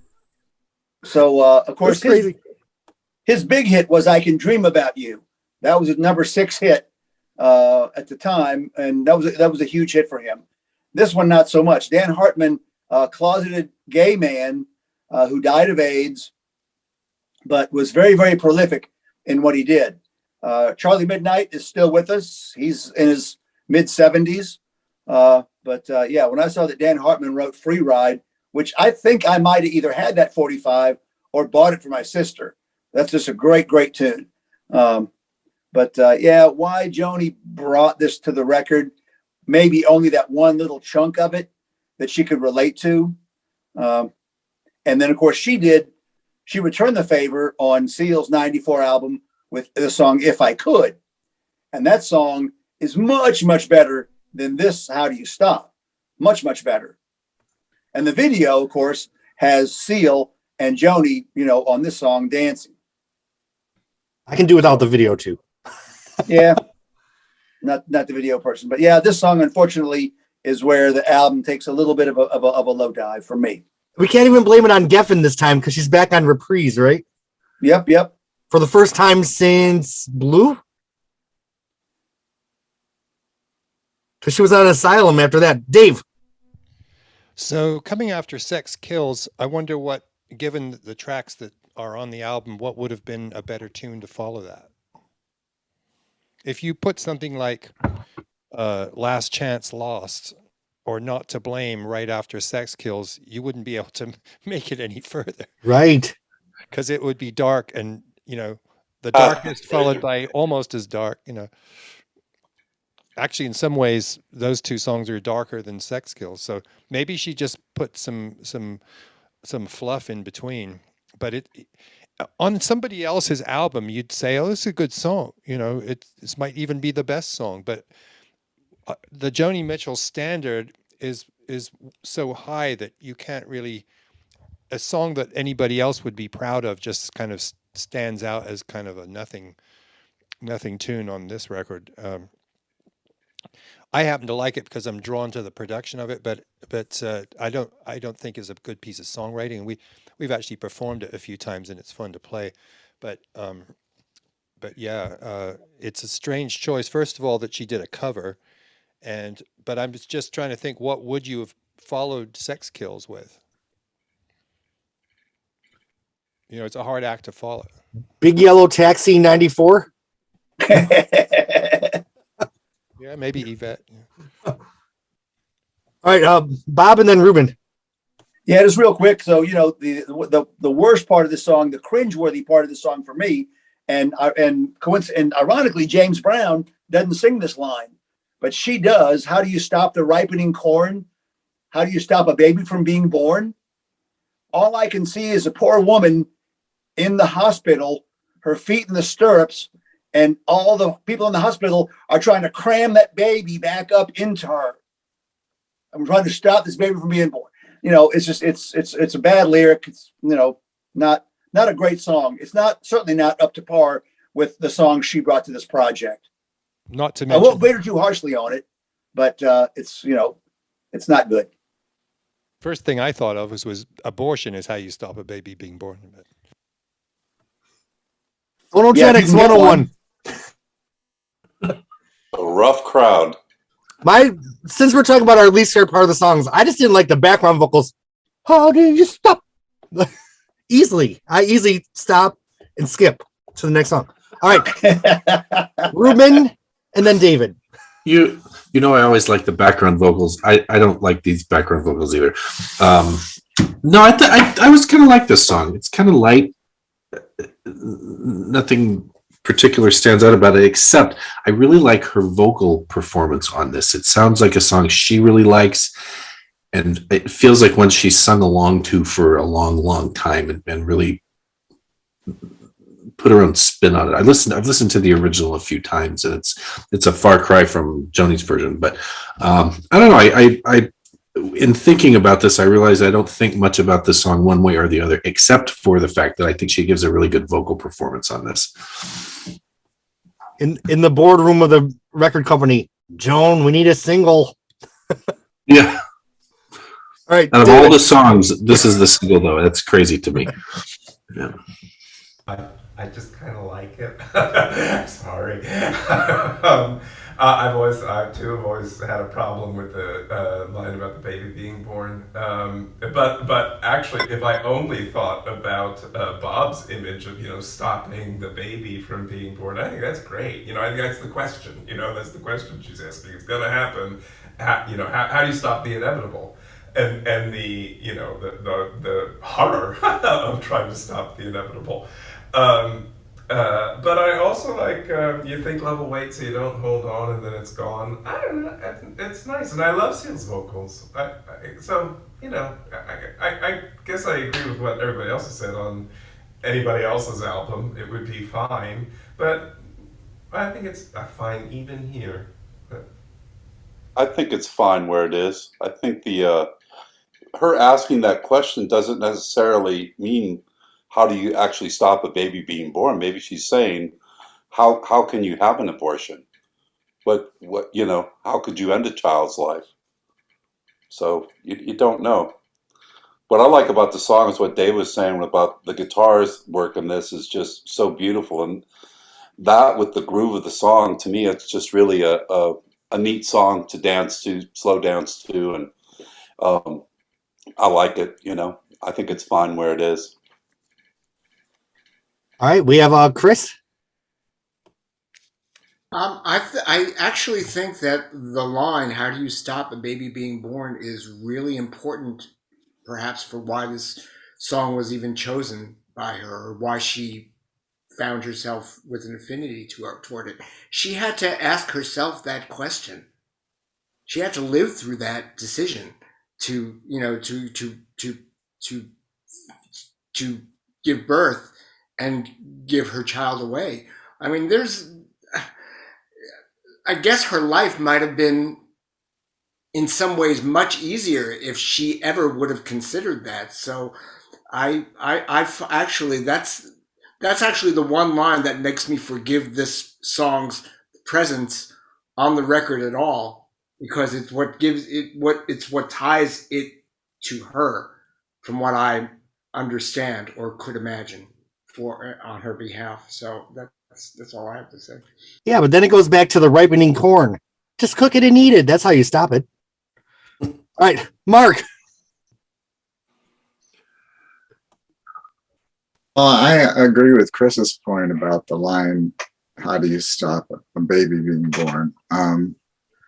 But something that I was thinking about, Dave said that Seal doesn't really do much on this record, and he really doesn't.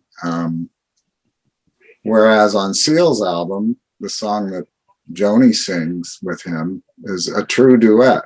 It's called If I Could, you know, and she's really featured on that. Whereas Seal's just singing background vocals. And you can't really tell so much that it's Seal that's singing the background vocal. It's not really featured or mixed up front or anything. That's all. All right. Well, Bob, did anybody cover the cover? Yes. Again, 13 versions of this song. James Brown originated it in 1986. Nobody else really of any renown. Now, I think for this one, we should do the thumbs up, sideways, or down, because I'm just interested in what everyone says. So I'm going to go for a thumbs down on this one.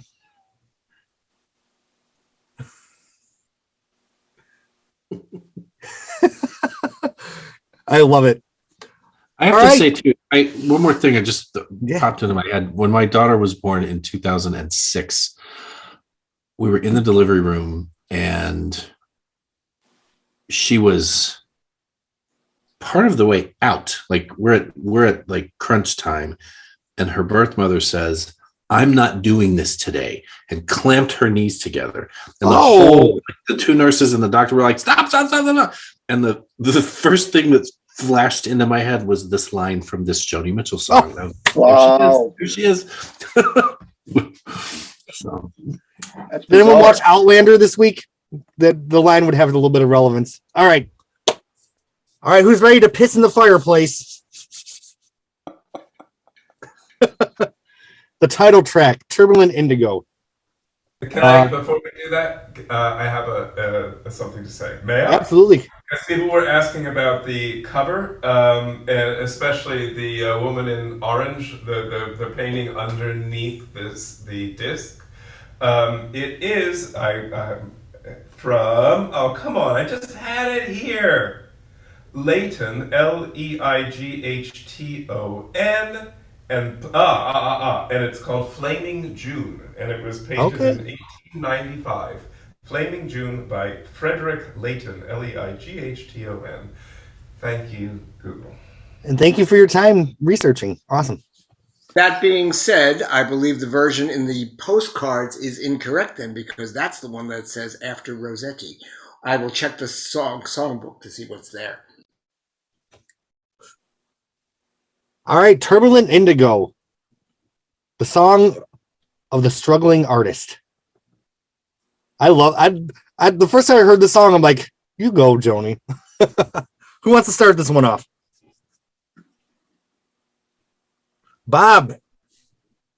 So yeah, we know the story, right? It was a Canadian Arts Council that came out and said formally that they wanted to pull students and train them to become the next Van Gogh. And Joni, of course, the hairs on the back of her neck stood up, and she's like, no, that's not what you want to do. If you have an artist, you want to cultivate them to follow their own muse and do what they would do on their own. Not to be, let's make happy trees, but to do what those artists will do. So that was the origination of this tune. The song charts, you want to make Van Goghs, raise them up like sheep, and then the rest of it goes from there. That's it for now. Make them nice and normal. Make them nice and neat. So bitchy. So wonderful. Okay, we have Mark and then Jim. And then Reuben. Yeah, make them nice and normal, make them nice and neat. Right. Then she follows up with all of these verses about how Van Gogh suffered and how he was felt isolated. You know, I'm a burning hearth. He said, people see the smoke, but no one comes to warm themselves, sloughing off a coat. There's this loneliness, and I love this song. I think it's a great, great song. I want to hear Sue talk about the tuning, because the guitar on this always fascinated me. And the lyrics, they're exquisite. There's some really great imagery in here. And all my little landscapes, all my yellow afternoons stack up around this vacancy like dirty cups and spoons. Oh, what do you know about living in turbulent indigo? You know, you're not going to make Van Goghs out of these kids. You know, they're not going to go through turbulent indigo if you're lucky. Anyway, you know, you don't really want to do that. And also what Bob said about being original and finding your own way and your own style. So that's enough from me for now. All right, Jim, and then Reuben, then Sue. If I remember right, this idea of making the next generation of Van Goghs was the local government's attempt to find a career path for First Nation kids. I'm out. All right, Reuben. Jim's right. That's the story I heard her tell or read her tell sometime. And I just think I think this is a good example of a great Joni Mitchell song. I've always liked this one. And I think not only did she give the speech when they brought her on as sort of a noteworthy Canadian artist, and she basically stood up and said, "You're doing this all wrong." And then she made her next album and used this as the title track of how wrong they got it. I just think it's a wonderful song. I love this one. I love all of the lyrics. The one that Mark just quoted, the dirty cups and spoons, and he'd piss in there. Nobody comes to hang them. He'd piss in their fireplace. He'd drag them through turbulent indigo, and we sit this many hundred years later celebrating this man who none of us would theoretically have even looked at the time because he was crazy. And I just love the juxtaposition there. I feel like this is one of those songs like nobody else would ever write this song except for Joni Mitchell. Ever. All right, Sue. Oh, muted. You know what it is? I have this quirk now that I turn off my hand before I turn on the mute. Stupid. But anyway, I agree. Who would have thought of the title, Turbulent Indigo? Just that title, like, describes the whole thing, you know? And it's, you know, for people who paint and adore Vincent van Gogh, you know, and somebody like me who's read like biographies of him, and you know, it was really funny. I was watching TV a long time ago, and they asked, oh God, who was the guy on? Oh God, I'm blanking. He married Gilda Radner. He was in the Gene Wilder. Gene Wilder. They asked him what his favorite book was, and it was Dear Theo, the letters of Theo and Vincent van Gogh. So basically, it was all the correspondence between Vincent and his brother. And it's just, and I read it, it was just a beautiful, beautiful book. You know, it's like, you know, what was going on with him was severe mental illness, you know, and like I had mentioned before, I have mental illness in my family. And, you know, to just, you know, hear in his voice the intense love he had for painting, the intense love he had for people, and hear about the way people treated him. You know, for years, people wrote him off. For years, when he tried to be he came out to try to be a pastor. He was, you know, devoutly Christian, and people turned him away.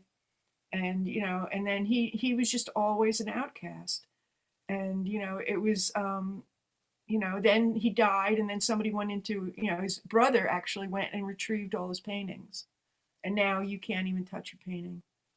You know, anybody who has a Van Gogh is a quadrillionaire, you know. And so the song itself, and like, you know, you know, Mark was saying about the tunings.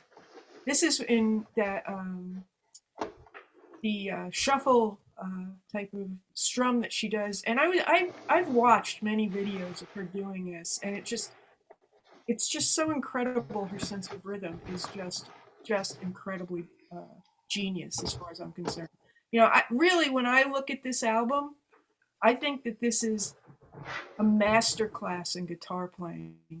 You know, you know, I mean, and the thing that's really great is that she promoted this album so much that there are countless videos. Like one of the really great ones is the Much Music from Toronto, where she played like a whole long set.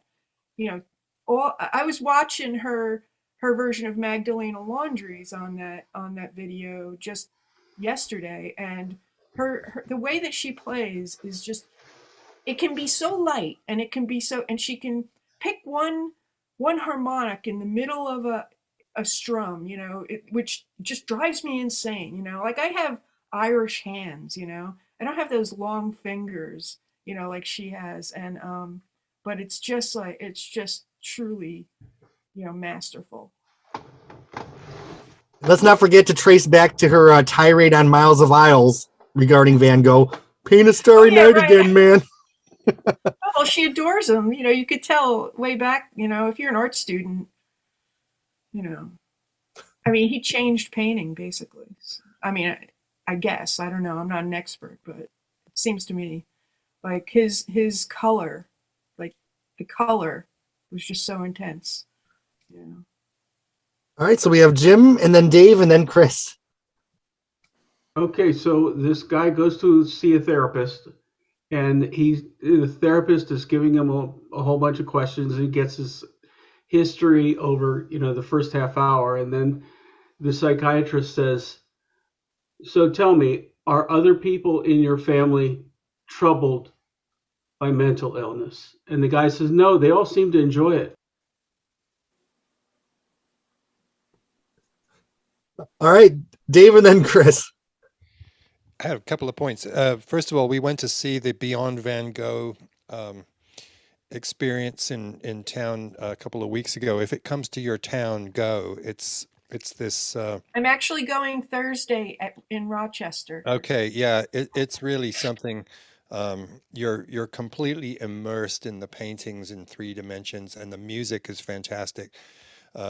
So yeah, I highly recommend that experience. I think they're doing it with Monet as well, but it's the technology involved in these multiple projections that all tile together perfectly. You can, you know, have this entire warehouse filled with a painting. Incredible. The other point I was going to make was just about the rhythm. This is the jagged shuffle that we will hear again on Harlem and Havana, and it's a very distinctive Joni thing. It's like a 12/8 rhythm, but it's very lopsided and not at all the kind of danceable shuffle that other people would play. I think it's fascinating how she does that. It's this kind of odd combination of slaps and strums and brushes, but hard to imitate, like you say. So you can watch her do it, but doesn't mean you can pull it off. All right, Chris. Thank you very much, Dave. That was actually going to be one of my questions, which is if somebody could please explain what that is, because the syncopation of how she sets it up and that in that shuffle is just masterful. It just has thrilled me and excited me. It still does, like the first listen, every time I put this particular track on. I love it. The tuning, though, every time I set up into this tuning, I usually am setting up to play borderline or something, and I'm thinking, oh, she designed this tuning because the 2 strings, you know, the 3rd and 4th string are both tuned in unison, and she's basically created a borderline right on her, you know, on her guitar, and you know, of course, that's all bullshit, but you know, it helps me get through it.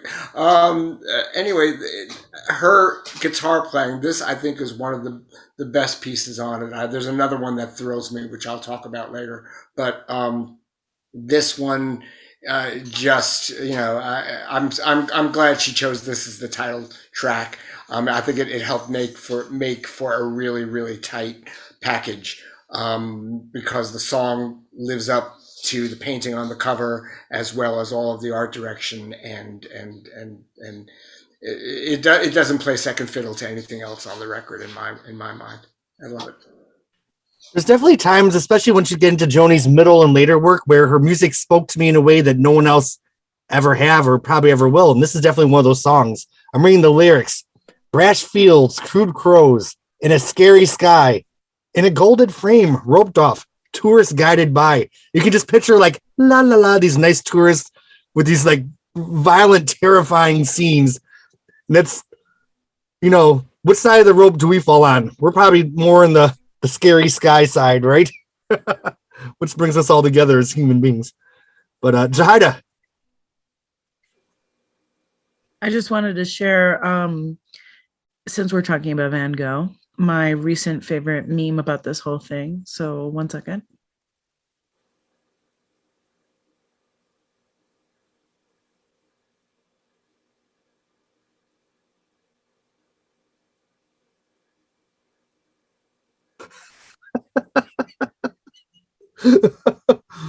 Oh my God. I love it.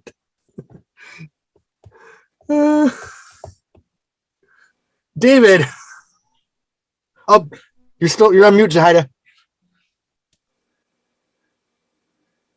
Sorry. He's supposed to be saying crap too, by the way. I think I might call this one early. I am feeling horrid. I think I got like terrible allergies happening, but thank you guys. As always, it has been quite lovely hearing and listening, and I know I will listen in the next day or two when this is put up. So I love y'all. Have a great night. We love you. Bye. All right, David. Yeah, I just want to say, in addition to the rhythmic complexity or oddness of it, I find the melody really weird. I mean, I never know if I'm singing it right, frankly. No mercy, no mercy, they'll drag you through turbulent indigo. That line, I was like, well, here, I don't know, it kind of sounds like it. So I don't know what's going on there, but it never seems right to me when I do it myself. And I wasn't going to say this, but I'm going to. I think Joni comparing her life to Van Gogh's it's overstepping a little bit. She's done fine. And although, yes, it is difficult to be an artist, and yes, she has gone to the heart and all that kind of shit, she's done okay. You know, she did it in BC, looking at the ocean. You know, and I'm not denying her pain or her artistic strife, but come on. I think that's a very fair statement, David. That's what always gets me, though, about somebody like Joni. Does her status as a celebrity artist negate her art? I don't know. I don't think it should, but it sort of does. I know what you mean. I know what you mean. It's not. I'm not negating her status as an artist, and I'm really not negating the psychic trauma and courage that has required, you know, that she has exhibited and gone through, and said, you know, I will experience this pain because I have to speak truth, and so I will have this pain. But it's not Van Gogh. What did you say, Dave? Oh, sorry, I blurted. But Van Gogh apparently never sold a painting in his life, and Joni chose not to sell her paintings, but she's probably been offered millions for them. Whole different thing. Just because Chalk Mark in a Rainstorm didn't sell any copies doesn't make her Van Gogh. Well, that's a good point. And she has sold a lot of paintings over the years, hasn't she? Yeah. I thought she chose not to sell them, but maybe I know she's given some away, but I didn't think she'd sell them. But anyway, okay. She's a rich person, and she could be even richer if she sold her paintings. So yeah, the comparison is a bit tenuous. I think she, at other times, has felt like she's Miles as well, Miles Davis, or at least an heir to Miles Davis. because of the brush strokes of sound and the painterly way of doing music. And yes, there's a point to be made there, but it's like David said, she's done very well. And every time I hear Joni Mitchell say nobody understands her, look at us. Yeah. Understanding her, and think how many thousands or tens of thousands of people understand her now. So I think she's thin-skinned sometimes. If there's a negative review in Rolling Stone or somebody doesn't get her latest album, she thinks nobody gets her latest album. Do any of us get birthday cards? That's Do we ever? So yeah, I that's kind of the aspect of her that I don't appreciate, is when she kind of plays the misunderstood and passed over genius, because yeah, she's a genius, but you don't even have to point it out. It's obvious, and we get it, and we appreciate it. And here we are talking about it 30 years later, 40 years later. So yeah, if I were to ever meet her, one of the things I'd be interested to find out is where this notion comes from that that nobody gets her. It's interesting because you think, in one hand, it seems like Joni wants that acceptance from the mass culture, but she knows how stupid it is, and why would she even want that? The people that are understanding Joni, I think she's reached her audience. Like, we are the ones, the kind of people that she want to reach. Here we are. We've invested dozens and dozens of hours talking about her body of work, like you said, Dave. So, okay, Jim. Yeah, agree with what David and Dave both said. I think sometimes she seems to be a little put on that cloak of a suffering artiste. It's almost like that quote where the actress says that I didn't get, what is it? The movies got small. How's that go? I didn't get. I am big. Yes. The I am big. pictures that The got movies got small. Yeah. And it's almost like Joni saying, I didn't leave my audience. My audience isn't worthy of me, and they left me. It's kind of,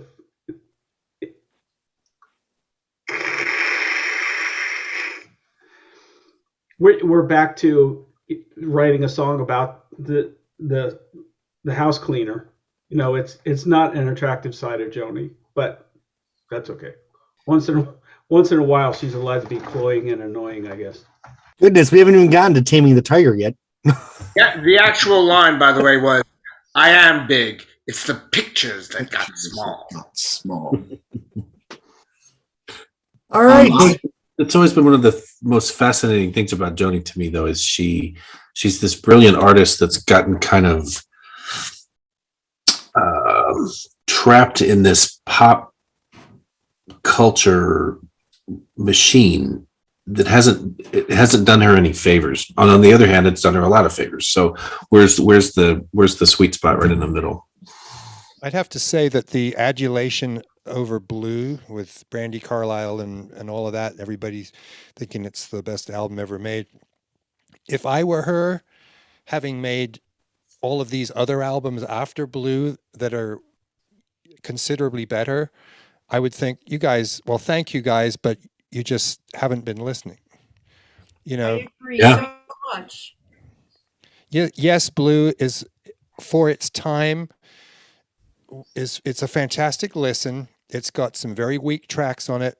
It's got some very brilliant tracks on it. Nobody can touch it for its vulnerability and its intimacy. She never kind of did that again. So yes, for those qualities, it stands head and shoulders. But for penetrating observation and word craft, she went on to much higher heights very quickly after that. And so this pop culture harping on that particular album when even the one right after it barely ever gets a mention. Right. And think how good For the Roses is relative to Blue. It's twice as good. Absolutely. And I So think the other thing, I'm sorry to interrupt, but I just want to say the other thing is being compared to other like blonde singer-songwriters with yeah. guitars has really rubbed her the wrong way for many Yeah. years. Well, that Sheila was it Weller book, sort of grouping Carly Simon and Carole King and Joni together. Yes, they're female. Yes, they wrote songs, and that's about the end of the comparison. Sure. Yeah, that's kind of what Sheila does, is that she's really writing about this is what these people mean to Sheila. And to a generation of women, I think too, it was the point of her book, whether it's true or not, and that's how they were different. The book was about how they were different. Yeah, it was here at the same time. It was billed as a triple biography, but it's really more of a sociological look at why these three were important to women and music people. And the odd thing is that she never really talks about why those three people were all with James. I mean, James keeps popping up, but Sheila never really talked about, about. It's almost like James Taylor is the center of the book without being there. It's like waiting for Godot. I kept waiting for James. The chapter on James Taylor. He's the part you don't see. Well, they were all waiting for him to come back too, and he never did. I don't think Carole King was ever involved in a relationship with James Taylor. I mean, no, but he was on her album, right? And he recorded "You've Got a Friend" and made that a huge hit. I think part of her gripe was that, or Joni's gripe was that, she'd get compared to these other singer or songwriters or whatever, and they were getting all these accolades, and they were not 1/10 as good as she was. So that was a lot of it. But she's in the pop music field. Right. And the pop music field is about pop, and it's about sales. And Carole King, you can't touch her for sales. I actually, after Tapestry, I don't know if she really had sales, but it doesn't really matter. If you've had that many sales, you could just buy an island and go there, never write another word. I think that her next couple of albums did pretty well, but her body of work also goes back into the 60s and the songs she wrote with Jerry Goffin and the girl groups. And to be fair, I would say that Carole King and Carly Simon, if asked, would probably say, well, Joni Mitchell's head and shoulders above any of us. Sure. They would acknowledge that. A lot of those hits too, where Carol was on piano and Jerry was writing the lyrics, if I remember right. Secondly, she was writing the music, I think, mostly. Yeah. Yeah, and then she started writing lyrics later, but the lion's share of those early hits were, he was writing the words, which is fine.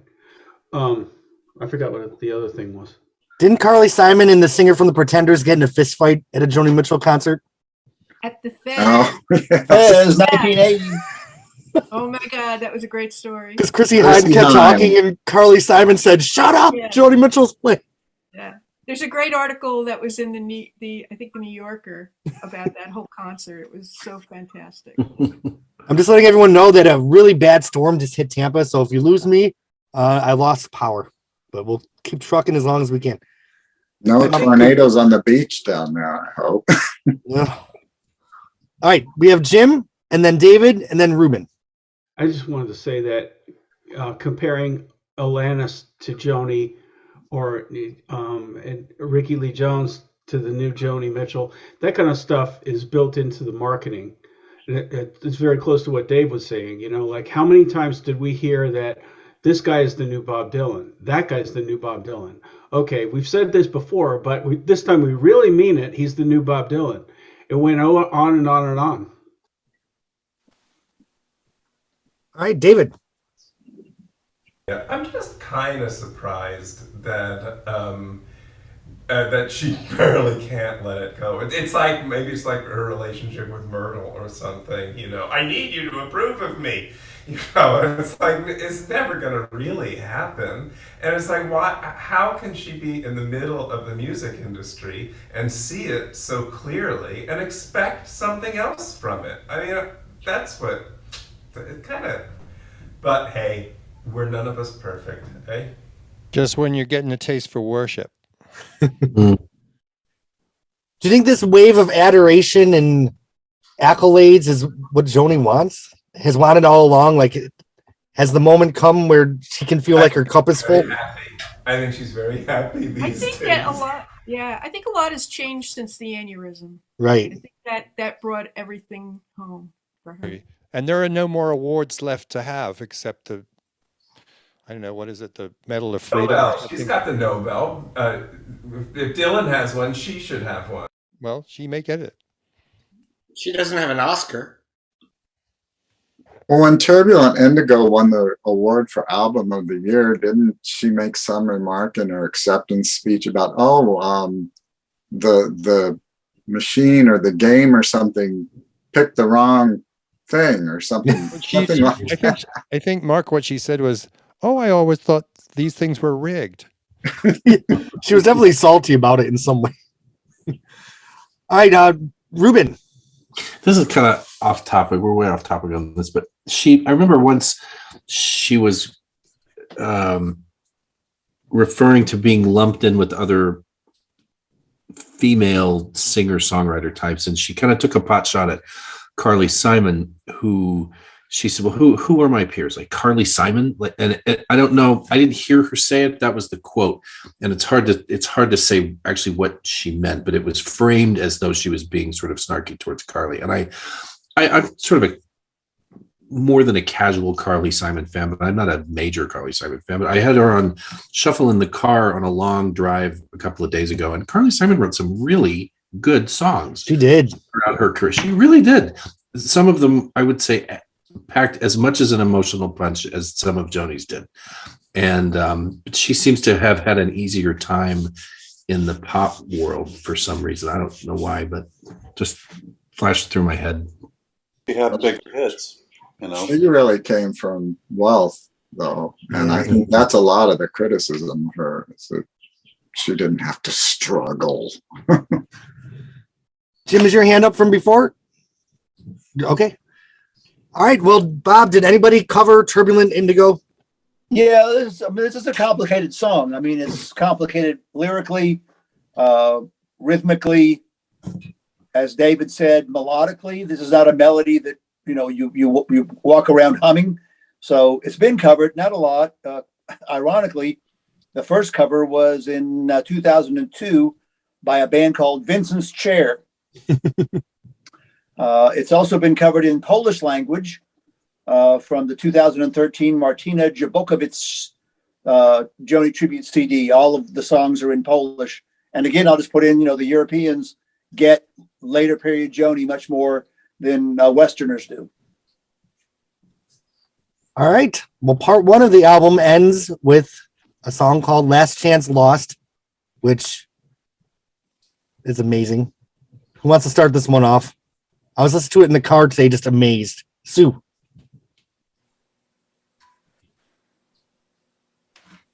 So back in the day when I did stuff for Wally Breese, who was the first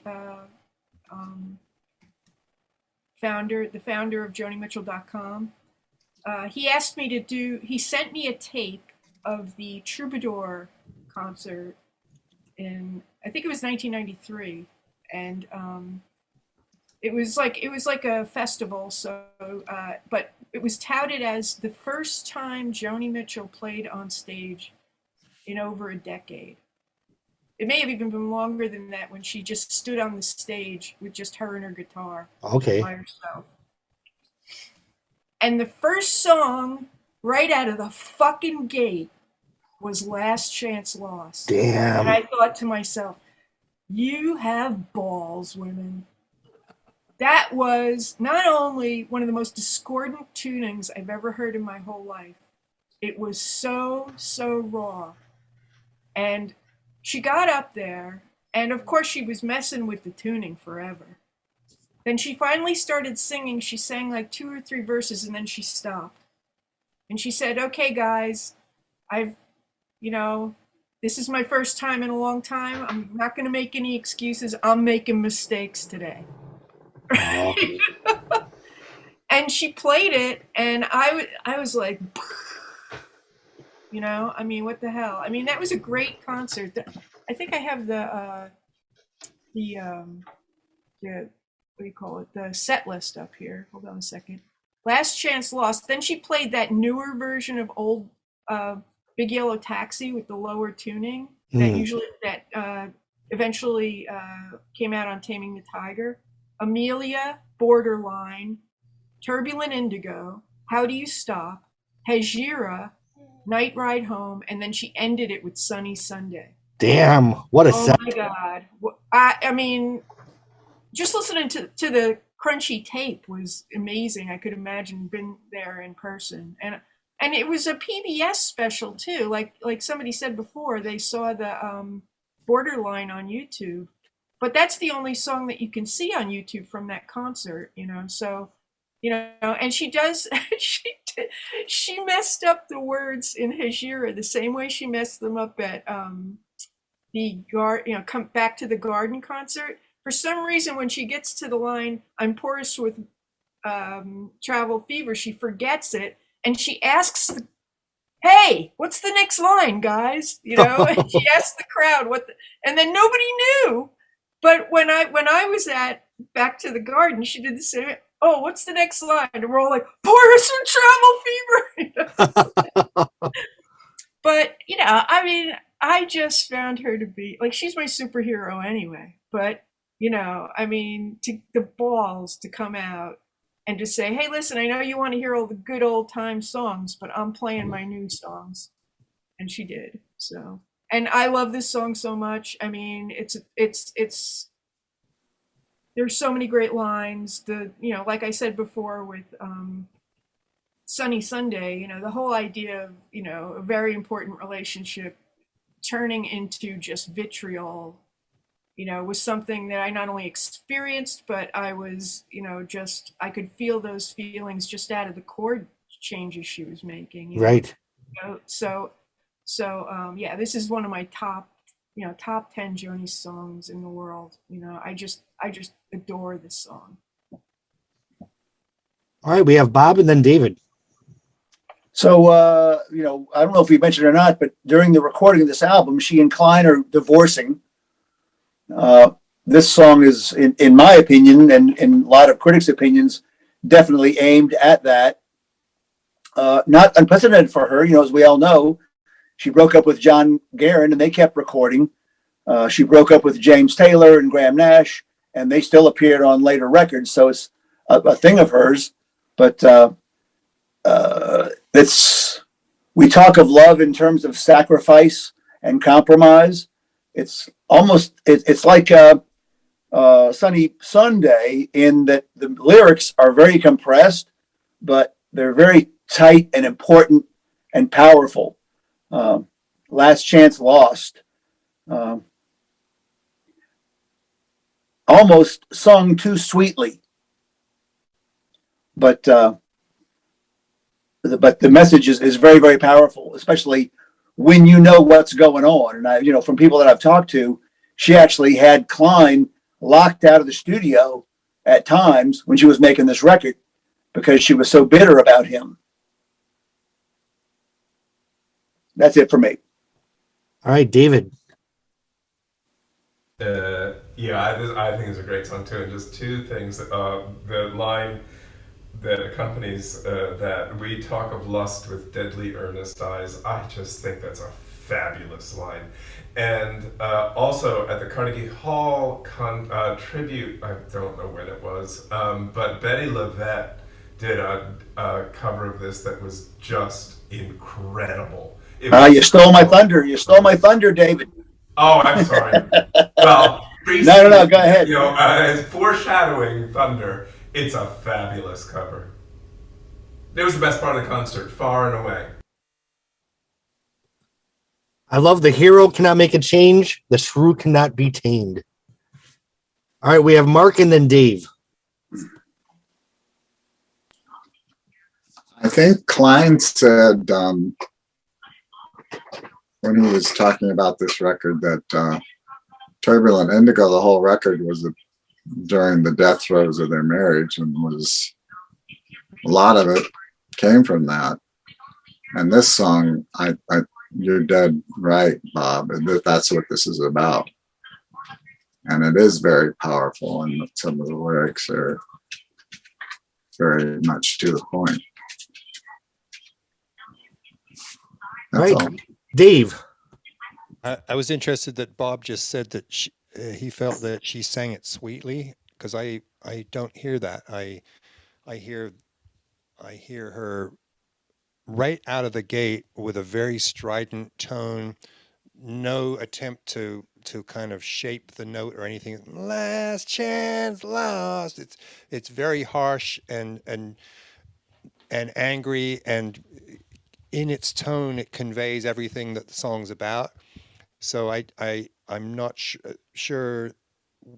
There are parts of the song where it's prettier, but I think that she actually goes out of her way to sing this in as unpretty a way as possible. All right. Do we have Bob? Well, just in a quick defense of my statement, Dave, you're right for most of the song. For me, the part that I said sweetly is when just like lost, after she last chance lost. It's like you could almost leave that off, or else really the way Betty LaVette did it, really mourn it, really make it sad.